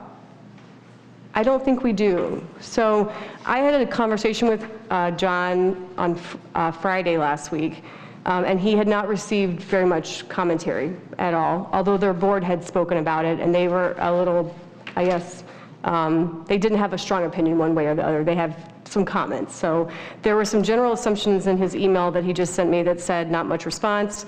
He's assuming that there's just not as much of an issue and they're more in favor of this design, but that's his opinion, so just keep that in mind. And then there, I think, were solid comments, and he's consolidated them, so they're all single comments except for two of them. So they like the dog park addition. They have major traffic concerns, and I think he said on the board that they're concerned about that too still. So I think in general they're going to be concerned no matter what goes in there. They would like to see a light, and I think we've talked about this as staff. Those things will be analyzed under the traffic studies and whatnot that come in and be determined by IDOT, whether or not it's warranted or not. So we'll see how that comes in. They said they feel like it's still not comparable. That was a single comment. Homes should be more on par with what you said, Trustee Pesmino, in lot size and in home value, and wish it would remain ag. So those were the only comments from the HOA. I have a couple of comments. I noticed when I was studying the Glen Walk versus this one, I think there are 22 open lots still not Is that correct? We have a new, and actually, we didn't include it. Taylor worked on it yesterday. I don't know where I put it. Because I think like the last time I looked at this, there was quite a few lots that they still aren't able to. There's only 6. Oh, now there's 6. So I don't know where I put my exhibit, but I had, do you have one? Janie has one. Okay. So I had Taylor put this together for us, and it shows really all the activity that we've had over the last like 18 months, which is pretty extensive. There are only 6 open vacant lots. Now, if you look at a current aerial, which we have last year's aerials up now on the GIS, you can still see some of these lots are vacant, but what she did was actually analyze the permits that have been issued and also are currently under review, and it's pretty significant. You can just pass this around. The blue handwriting is where the permits have been issued. So and even John, the HOA president, mentioned that when he purchased a lot in there, that there was really a lot of vacancy, and he's just seen in the last 18 months that it has really exploded in their neighborhood. So. And what has been done with the local business or the commercial lot area up there? I don't think there's any movement. It's owned by Silver Cross Hospital. And I just was over there today at the park with my daughter, and there's about 5 or 6 homes being built. Under construction. There were 15. Yeah, I was really shocked. I know. Yeah, there were 15. And what is the time frame of these permits that were just issued? There are dates. It's kind of hard to read them. I think most of them are from 21. Yeah, they're in different timeframes of being completed.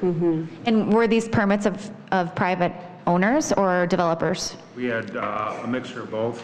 Mixture of some builders pulled Some permits. builders, and we had a couple private homeowners, residents. Melissa, what is the subdivision down Cedar, the new subdivision that's north of, on Cedar? Is that Cedar Glen? It'd be west of Cedar and south of 151st. Cedar Brook? Cedar Brook. Cedar on the Brook. northwest corner. Yes, on the northwest corner. Now, if that whole subdivision is completely full, completely full, there's not a vacant lot in there. No. How big are those lots? Do you know? I think they're about 12. 12, probably? 12, something around there. Now, would these lots be comparable to those lots? Because I think one of the questions we asked you when we met with you was this subdivision going to be comparable to that subdivision? I don't know. I don't have any details of the subdivision you're referring to, Madam Trustee. So I can't answer the question. What I can say is that there are market trends. There are market trends that ebb and flow throughout the years. The lots have been getting smaller and smaller in the last 40 to 50 years. Most home builders are now aiming for 7,500 square feet. That's what's selling. Mainly 2 reasons: because it gives homeowners more time to spend with their families instead of taking care of a big lawn. Right. It reduces the amount of taxes. But it's compensated by the higher number of units per acre, if you will. Our smallest lot would be 8,750 square feet. And what size house would be on there? 3,000, 2,000, 2,500? It's a good point. Any house can fit on any lot. The houses that you have seen designed, they are flexible. We can add more rooms upstairs because we oftentimes have volume ceilings that look great, but we can add bedrooms. So square footages will vary between, I would say, 2,200 and could be as much as 3,000 square feet. Well, I'd like to commend you on your tenacity. This is your 3rd time here. Yes, it is. And I'm hoping this time is going to be a charm. I hope so too. I certainly hope so too. I like the park. Yeah, but the other thing that I think that I asked you as well was that, are you going to be keeping these homes uniform with the homes in the area? Are you going to be going for a certain look? And I see the different renderings you have here. We have 114 proposed lots. I'm sorry, did I interrupt you? No, go ahead. No, go ahead. We have 114 lots, so 114 homes. We need to aim at not having any monotony. So we will create 3 or 4 floor plans that we will offer to the buying public, and 2, maybe 3, but at least 2 elevations per floor plan, and then 2 or 3 color palettes per elevation. And so we will mix and match. We will take care of those issues with staff, but this is what we propose. This is a flavor of what we propose. And Well, there's I one- think right now that seems to be what the trend is in the area. Yes. More farmhouse, more country house style. we got a little bolder and offered a modern Scandinavian elevation I as well. saw that. Yeah. Yeah, I saw that one.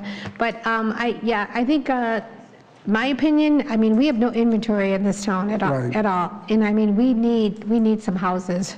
We need some rooftops. We have families that are posting everywhere, you know, if you plan on selling your house. All I ask is that, if this does pass tonight, is that you really take into consideration all of the different flavors in the town of the different renderings. You and know I that- will. You know I will. Yeah, Because I've listened to you. all right, thank you. I'd like to just ask one question. Not that this is the end-all to the situation at all, but Glen Walk Estates, has this rendering been submitted to their HOA? Yes. And their input on that is what? I think Marty is their president of their HOA? Walking HOH, his name is John Knazer, I think is how you say his name. Okay. We did notify them of the meeting, and we told them we'd send them the packet when the packet was sent out last week. So they saw the whole thing. Okay. Trustee Fialco, just like this. And the comments that I read were a response to that packet being sent to them. Anything that you can share with us from that response? Sure you did. I didn't hear. I'm sorry. Oh, were you not in the? Don't repeat it. If there, I don't mind it. It wasn't too long. Okay. So he sent me an email this afternoon at about 4 and had some general comments that said that they had not received much response from their neighborhood and that he was just assuming that the community was more in favor of this design, but that's an opinion. I wanted to clarify. And then he gave us a list of consolidated comments. They're all single comments except for there were 2 people that mentioned that they would prefer that these were more on par with the home values that are in their neighborhood and also lot sizing. They like the dog park. They have concerns with traffic and they would prefer that there's a light out on 159th Street. Sorry. okay. Yeah, I did hear that part. They still don't feel it's comparable and wish it would remain ag. Is there anybody from the HOA here tonight or from that so. subdivision? That we asked and there's. No? Okay. All right. I just want everybody to keep in mind too, I think Rose is right on track, Trustee Reiners is on track. The thing is, we at least know with this development, we know what's going to be there, right? 10 years from now, if we just keep pushing things to the side, I mean, we don't know what could end up there. Correct. And so and just like with the open space with Evelyn's Gate, at one time, that was open space to somebody else. So with this design, I think this is more on par with what's expected to be here, and I like it. So I know for that area, especially that street, how far is Stonebridge from there, that subdivision? Is that right down the street from there? It is. It's just to the east.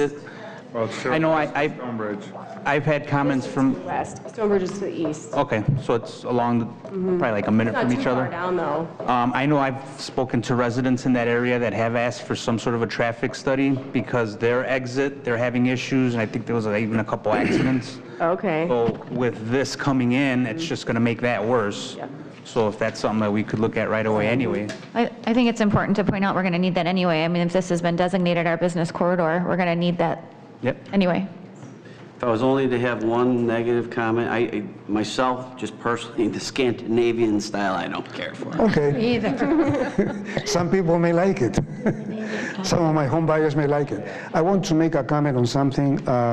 Perhaps it has gone unnoticed, that this proposed plan visualizes expanding Hiller Drive to be a full right-of-way, because right now it's only a half right-of-way. So that will ease traffic. Perhaps some people who are making comments about traffic, they are visualizing more cars coming in and out on the half right-of-way, but this will be a full right-of-way. I intend to complete it. That's part of the plan. Awesome. Mayor Yukich, what do you think?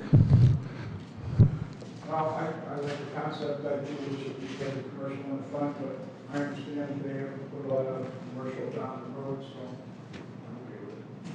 Thank you. Can I ask a specific question for feedback, just so that I have good direction on the architecture? Trustee Reiners, you were really the only person who addressed, well, except for Trustee Fialco, who said doesn't like the Scandinavian, but like, I think what I was hearing you say is that you like a mix of architecture? No, it's not that I like a mix of architecture. What I'm saying is that the last couple subdivisions that have been built in our area, even towards Lamont, like if you look at 131st and Parker, that seems to be the same model of that's Cedar Brook. You know, and that seems to be the trend, and a lot of people seem to be going towards that trend. Okay. So that's what I'm asking. I'm asking, is the trend going to be along those lines, or is it going to be something completely different? Okay. The trend would be mostly traditional architectural, farmhouse, Cape Cods. Yeah. Oh, I forgot to say something about the Cape Cods. I'll get to it in a second, but I wanted to address the comments of the gentleman to your left. I forgot his name. You know, if the Scandinavian elevation, this is just a flavor. If everybody objects to it, you know, we can come up with others.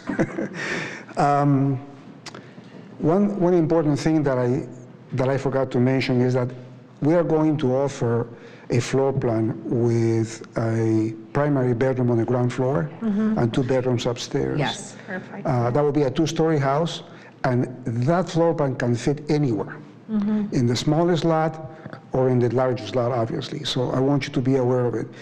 We will offer it, and people that want to stay in the community, that want to downsize and have a primary bedroom on the ground floor for the future, it will be available. I think that ground floor bedroom would appeal greatly to seniors, which is what we're trying to draw in, or empty nesters. Trustee Fialco, our favorite topic of characteristics and accents. Do you want to be the one to stress that one? Yes, please.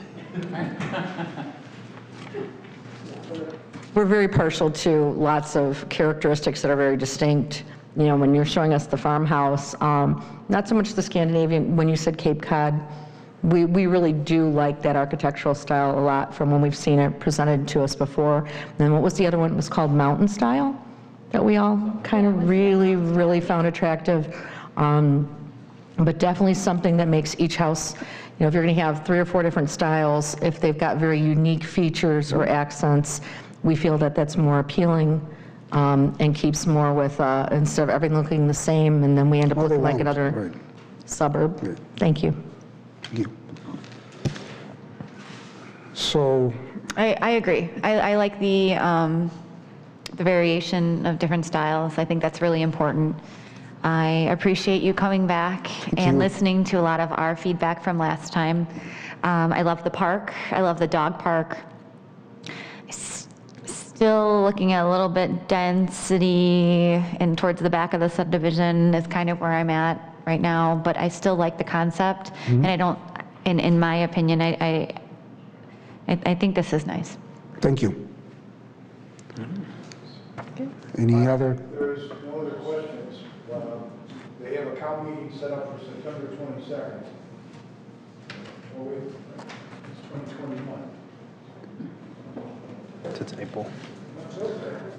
Probably typo. So, we're not going to vote on this, and we're not going to obtain anything tonight. 22. But does everyone have the questions answered? And if not, if you would like to talk to I would like to ask one more question. Perhaps staff can respond. One of the concerns is the filament, the extension of the filament sanitary sewer line. How is that coming along in the board? And the expense, the line item in the budget, and when do you expect to start? Right, he's speaking about the Cedar Road extension. Sanitary sewer. And we have from the consultant a preliminary route, and they are now working with utility companies and pipeline companies, and a wetland study is going on to fine-tune and understand more about how that route will take place. We've talked to property owners that will be impacted. The plan is to go out to bid this fall for the project and to have it constructed next year.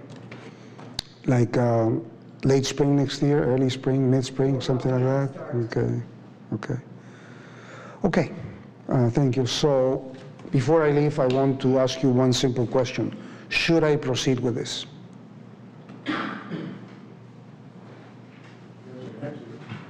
Couple tweaks here and there, but sure, I mean. Yeah, I think so. I think so. You're definitely going in the right direction. Okay. Yes.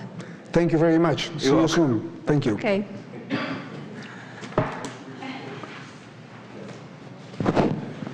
Okay, next.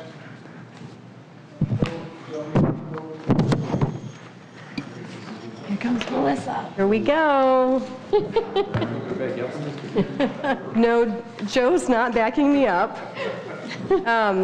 We are just talking about signs. A few of these were on the original list of zoning codes that we went over in February, but then we came back after we'd kind of highlighted all of them. We came back and we brought to you a few of them, and this is the second round. I'm going to run through those really quickly because I think I know where you guys stand on them, but I just want to make sure that we're clear. And then there's a few that I talked with Taylor since we were talking about signs anyways. I just had to throw them in here because if we're going to touch the sign code, it would be nice to fix some of the things that we're having issues with. Go ahead. Did you have a thing?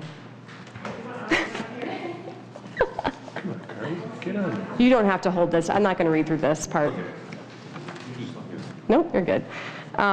So the first one is, and we talked about this before, is increasing the allowable copy area for manual changeable message boards. This is the one like we did for recently for the library. Oh, thanks. Where staff has identified that our zoning code is pretty restrictive in regards to the allowable copy area. So we've looked at other municipalities, and the recommendation from our staff is that we would allow up to 50% of the total signed copy area to be in manual changeable message board. And this is, I think the library got 55%, I'm pretty sure is what their number was. Are there any comments on this? No? Support? Yes.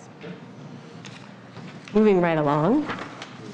Number 2 is another one that we reviewed already, which is like the library sign, also like the megaplex sign that we authorized, which is allowing a full-size canopy sign as a wall sign. So if a business wanted to put their wall sign, a full-size wall sign on their wall, they could, but if they wanted to put one on the canopy, they could also do it on the canopy. This is a trend. It's very common. It's popular right now. My recommendation is staff only because I think there can be sign clutter. So having a full-size wall sign and a full-size canopy sign can sometimes be a little much on a building. So my recommendation is just to allow one or the other as a single wall sign. Are there any questions on this one? Comments, issues? Good? You're on a roll. Yeah. You want to know. These are not numbered correctly, which is hilarious.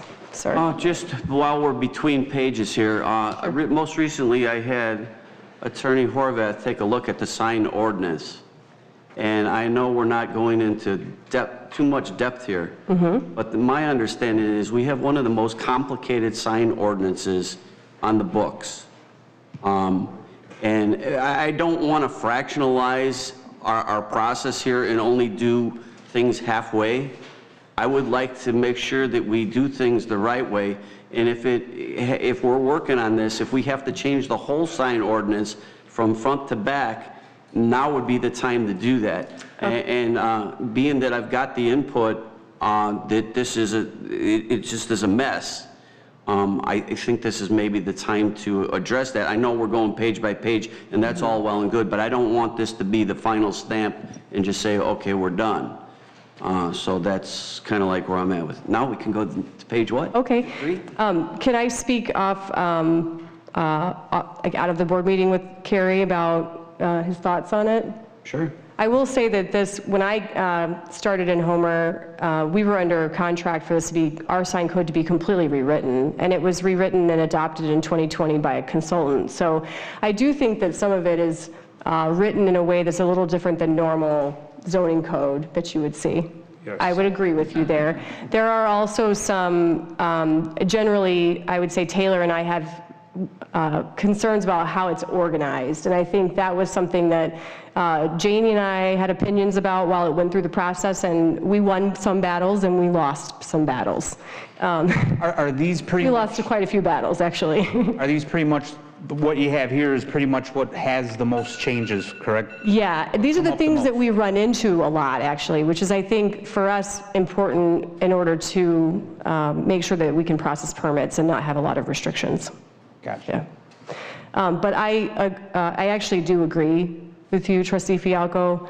But that's a big effort to undertake, and I am open to talking about it, but I also think that we have other big ordinances that we need to address too, so I don't, yeah. Well, in my opinion is do it right the first time, and this would be the first time for me, so I'd rather do it right the first time, and we can work with Attorney Horvath and his input and to the confusion that he even saw in our ordinance, and we can make it right the first time. Sure. I know it might take a little bit longer, but it beats having to come back to it 5 times.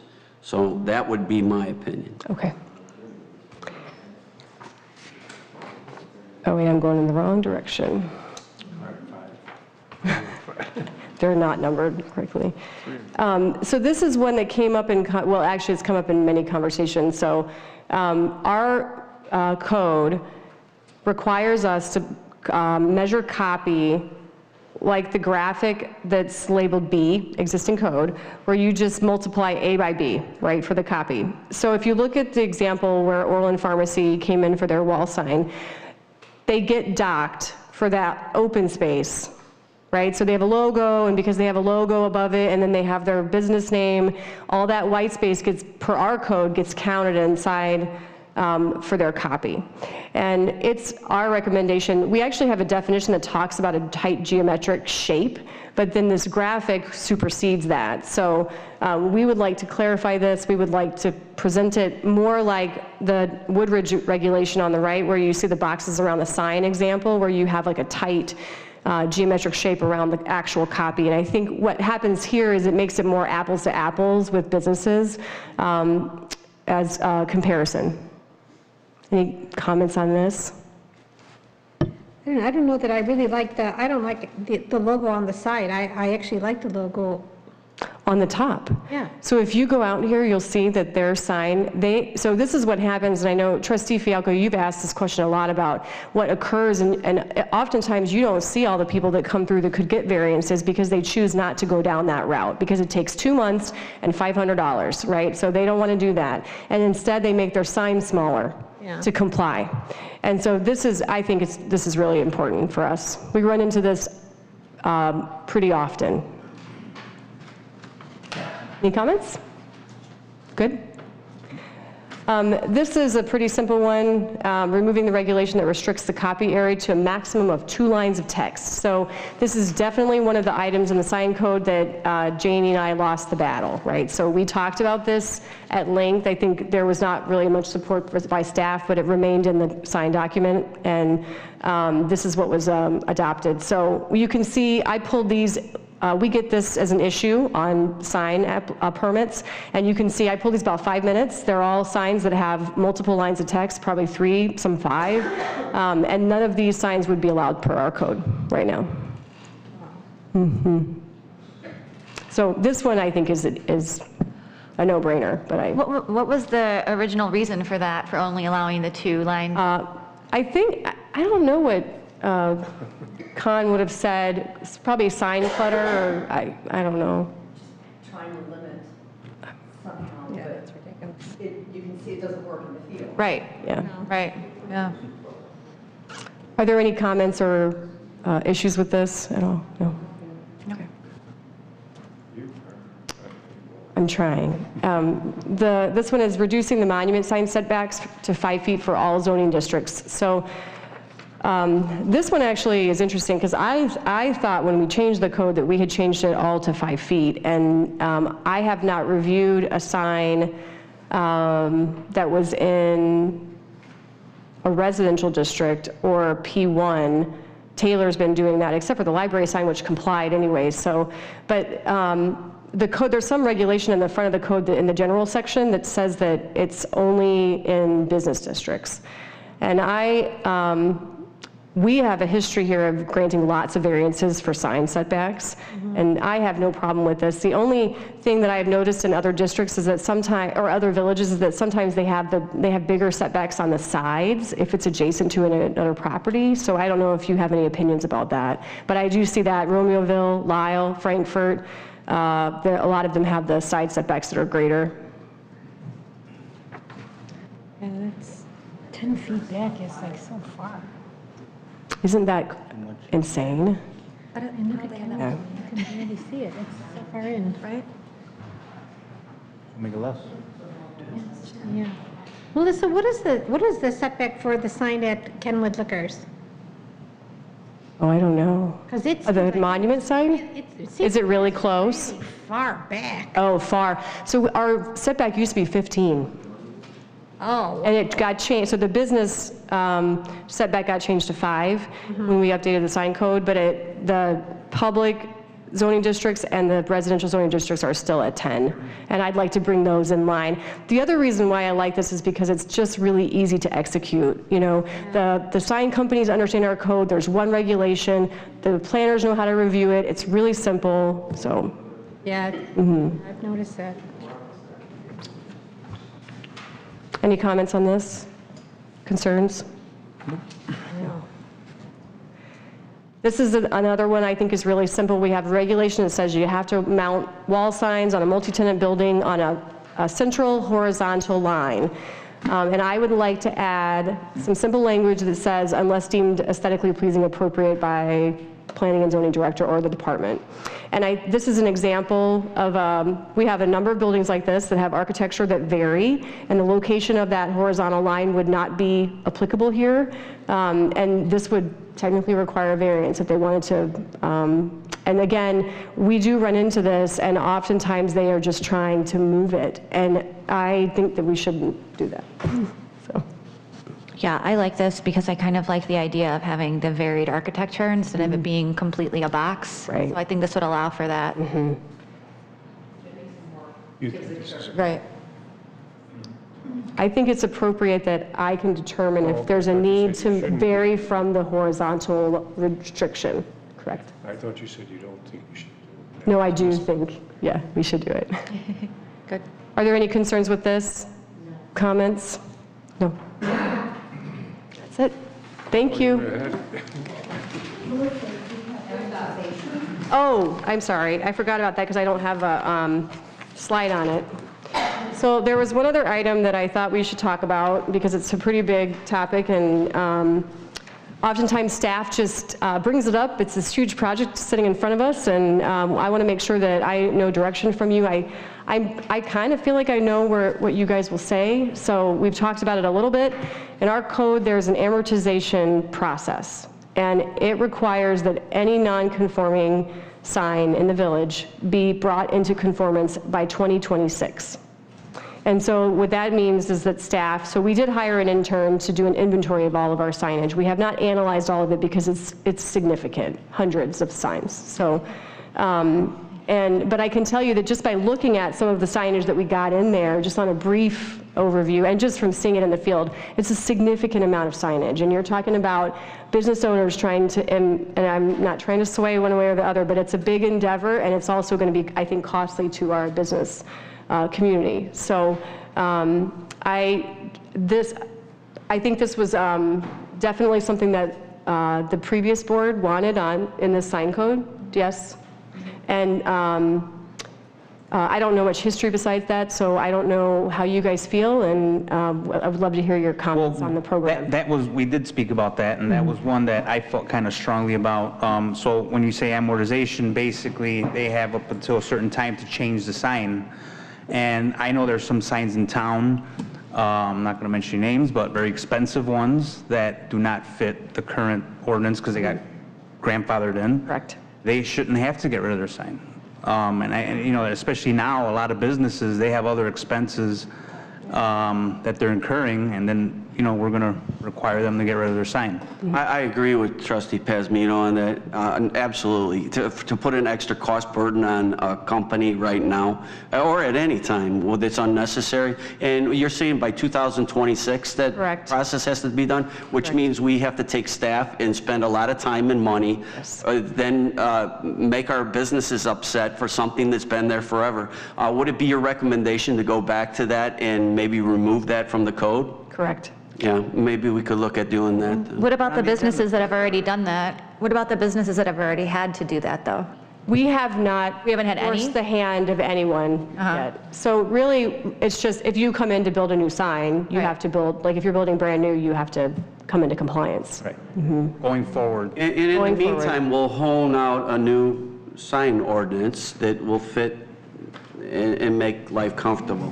What I'd like us to, and what I was talking about a little bit earlier, and that I was talking more specifically about, is temporary signs and political signs too. In that verbiage in there is very, it's very confusing, and it's hard to do, you know, protect First Amendment rights with signage, and then fit these temporary signs and political signs in there also. Now, I know there's a 30-day time period on political signs, but yet then there's some complications with that, and I would guess that Attorney Horvath would be able to help with that as he helped me with that. Thank you. Thanks. Any old business? Mr. Mayor, I do have one item. Just a reminder, at the last board meeting on the 13th, the board tabled an item related to business licenses and penalties. Just want to make sure that was still on your radar for any upcoming meetings. So, thank you. Is there a reason why you specifically mentioned that one? that's the only one that was Yeah, I know, tabled but at the we've last had them meeting. before, and they don't get mentioned by you. So I'm just wondering why you were specific to that one. I noticed it on the agenda, and Okay. I have commented in the past, but I don't remember it, but, okay. Thank you. Yes, I do, under old business. Lieutenant Taylor? Do we have any updates on flock cameras? Any more, as far as I know, Carmen, there's only 2 still installed. Any updates with the 2 that are installed as far as solving any crime? No. No, thank you. And yes, Dan, we only have 2 still installed. I just actually got admin rights to it the other day, so I'll keep monitoring it for you. Thank you. Can I ask if we can speak a little bit off the cuff with a little bit of old business here? We were asking that we can discuss a little bit about the roof on the Village Hall. We as staff have a little bit of concerns, and we just kind of want to get your consensus of the thoughts on moving forward with some of the roofing, because time's of the essence, and we're going into the winter months, and to put a roof in the winter months would kind of be difficult for us. We did have a quote that we saw back in.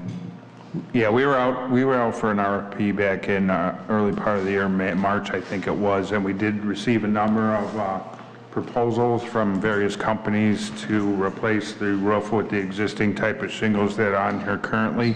We currently have a lot of leaking going on this building. We investigated the use of some metal roofing products, and the cost was extremely high in relation to the quote that we did get, or the proposal that we did get from a company going back in March of last year. Per the A&F in the May meeting, there was 5 companies that did submit proposals, and there was a recommendation at that time for consideration of one of the companies. I did touch base with this company this week. they are still willing to keep that price in place that they did propose for a 40-year warranty shingle to match what we have existing on the roof. He does anticipate some price increases coming up within the next couple weeks. Time is kind of an essence to get this done soon before winter. And I think it should be considered as a priority item. Joe, in the price on that one that we're talking about was what? Because that didn't include the fascia, and I believe in A&F what we talked about is to get things done right the first time once again, and that would be including to get the fascia done, along with doing either a combination of metal and asphalt shingles or all asphalt, depending on what everybody thought was best in A&F. But you're right, it's getting to a point where we're getting close and we need to get it done. But the price without the fascia being done on this building is what on your bid? It was $99,475. Right, and we have a budget right now, $250,000 to use as improvements for this building. So can we work expeditiously to get it done, but also try to get a estimate to include the fascia being capped? I would like to just also mention that there's a number of issues with this building currently. I'm not going to go into detail, but there's other systems that are going to need to be addressed in the near future. And some of them are going to be quite costly, so that's going to be consideration as well. Can I go back to what I said? Can we get an estimate that includes the fascia though? We could do that, sure. Okay. But I think the immediate... So we can make an educated decision I think the immediate thing that we want to do in order to lock in the pricing without the increase would to be to bring the roofing estimate and proposal that was presented back at A&F back in March, bring it forward because it's an immediate thing that needs to be done, I would say, real soon. I think we might, I don't know, Carmen, if you were going to do something in addition to that. In regards to? The roof. So the roof, in addition, regarding? I thought you said you were going to look into something else. Because we had, here's, in A&F, we had talked about combinations of metal and asphalt, then we talked all. Oh yeah, we got quotes for those, Dan. It wasn't that we didn't want to do it. I don't think we knew that it was a 40-year shingle. We didn't want to use a 15-year shingle, and we did not have those answers at that time. So that's why things got delayed a little bit. Then the thing about metal came up and possibly using that in combination or all metal. Obviously, $350,000 to $500,000 is not acceptable. I believe those were the numbers that you gave me. So now what I want to do is I don't want to have to come back next year and then take and do everything all over again and have the building under repair when we can do the fascia and take the gutters off, do the fascia and the roof, put the gutters back on. As far as I've been told, the gutters seem to be in good condition. Now, if they can save the gutters and we can save a little bit of money doing that, but yet we cap the fascia so we don't have to come back to it, I think that's the better route. If you're talking a bid of $99,000, I can't see it being that much more for the fascia. But we don't know till you get that bid. So I'd like to at least know. I'm just looking at the immediate needs that I think we need to address immediately based on the condition of the building right now. The immediate need, as far as I know, has been for quite some time, like over 5 years. So I think taking the couple extra minutes to get the estimate on the fascia siding isn't that big of a deal. Not that we're trying to slow it down, but I don't think that should take that much time to get that extra bid put in there to see what it would cost. Hey, Joe, the roofing company that provided the quote for the roof, do they also do fascia? Usually they do. Usually they do. The reason I'm saying maybe we could lock in the roof part and then, because you're saying we might lose the good price that we have now, they might increase it. They're going to only continue up. That's correct. So if we ask them, say, hey, okay, we're locking in the roof, give us a good price in the fascia and let's get that done, is that a possibility? I understand, Dan, respectively what your opinion is here, but I think the immediate need here is because of the amount of leaks we have in this building, is we need to address the roof now. Well, that's why I said lock in the roof. Based on cost, based on a potential price increase. I understand the fascia and soffit are a desire. I understand the long-term longevity of the building. That'll probably help that, but I think the roof right now needs to be addressed, the time of the year to get this done now, without the additional price increase. We need to address it now, because I think if we delay it, it's only going to cause more damage to the building. I think what Trustee Pasmino was saying makes sense. He said lock in the price on the roof. They do aluminum siding too. So ask them what that price is while they're doing it, because when you take the roof off, I've put a couple roofs on, I've helped friends, I did it myself. When you do fascia, the fascia has to go on first, and then the roof seamlessly goes with that, and then the gutters. So you don't want to have to go back and do it again. So getting that extra price, Joe, I don't think should be that big, that complicated. Doing what Trustee Pasmino said, get the price locked in, find out what the extra cost would be, and just let us know. Dan, we'll get the price and we'll lock it in, but there are some immediate needs with the building. There's offices that we can't use at the moment because they're leaking. There's some mold issues that we have in the building. So the more we waste time, it's becoming more and more of a burden on staff as we shift offices and we bring residents in, we have to put them into different rooms because they got water dripping on their head. It's not a present thing. It's not a present thing. Be a misunderstanding. Yeah. No, I understand. Get the estimate for the fascia. That's it. Oh, I said I will be getting an estimate for the fascia. Yeah, we understand, because John Robinson told us this problem has been going on for at least 6 years. So getting that estimate for the fascia is not that big of a deal. Let's get the roof done, tell them we want the roof done, but get the price on the fascia to be done at the same time. And they can start at one end or the other and work it out. But it needs to be done. Can I ask a question, Joe? When they originally came out and said the roof had to be replaced, did they say that the soffit and the fascia had to be replaced as well? They did not. Okay, that was Rose, normally you replace the fascia. I understand that, but I just wanted to ask a question. I know you did, but you do normally do that all at one time. And what you don't want to do is have to come back and do that after the roof. Does this have to go back before A&F? Well, A&F was canceled for for August 3rd. We don't have all this time to be wasted, in my opinion. What I would ask is that I bring this proposal that I currently have from this company back to the board for a decision at the next meeting and approval. You go straight to us? Yeah, sure, we're in for that. Straight to us, yeah. Yep. And we will then get a price for the soffit fascia as well. You can't do the roof without doing. Right, lock into the price on the roof, Joe. Absolutely. Okay. But find out the extra. We can get the extra cost as well. Yeah. Maybe they'll give you a better price too. Yeah, especially since it's the same company. Like I said, the roof covering itself is the immediate need. Soffit and fascia is more of a cosmetic, long-term maintenance issue. But I really recommend we get this roof done. Yeah. We agree. Yes. Thank you. No. Sorry. Thank you.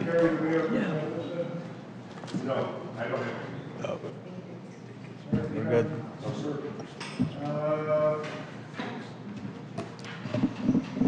I need a motion to adjourn. So move. Second. That's yours.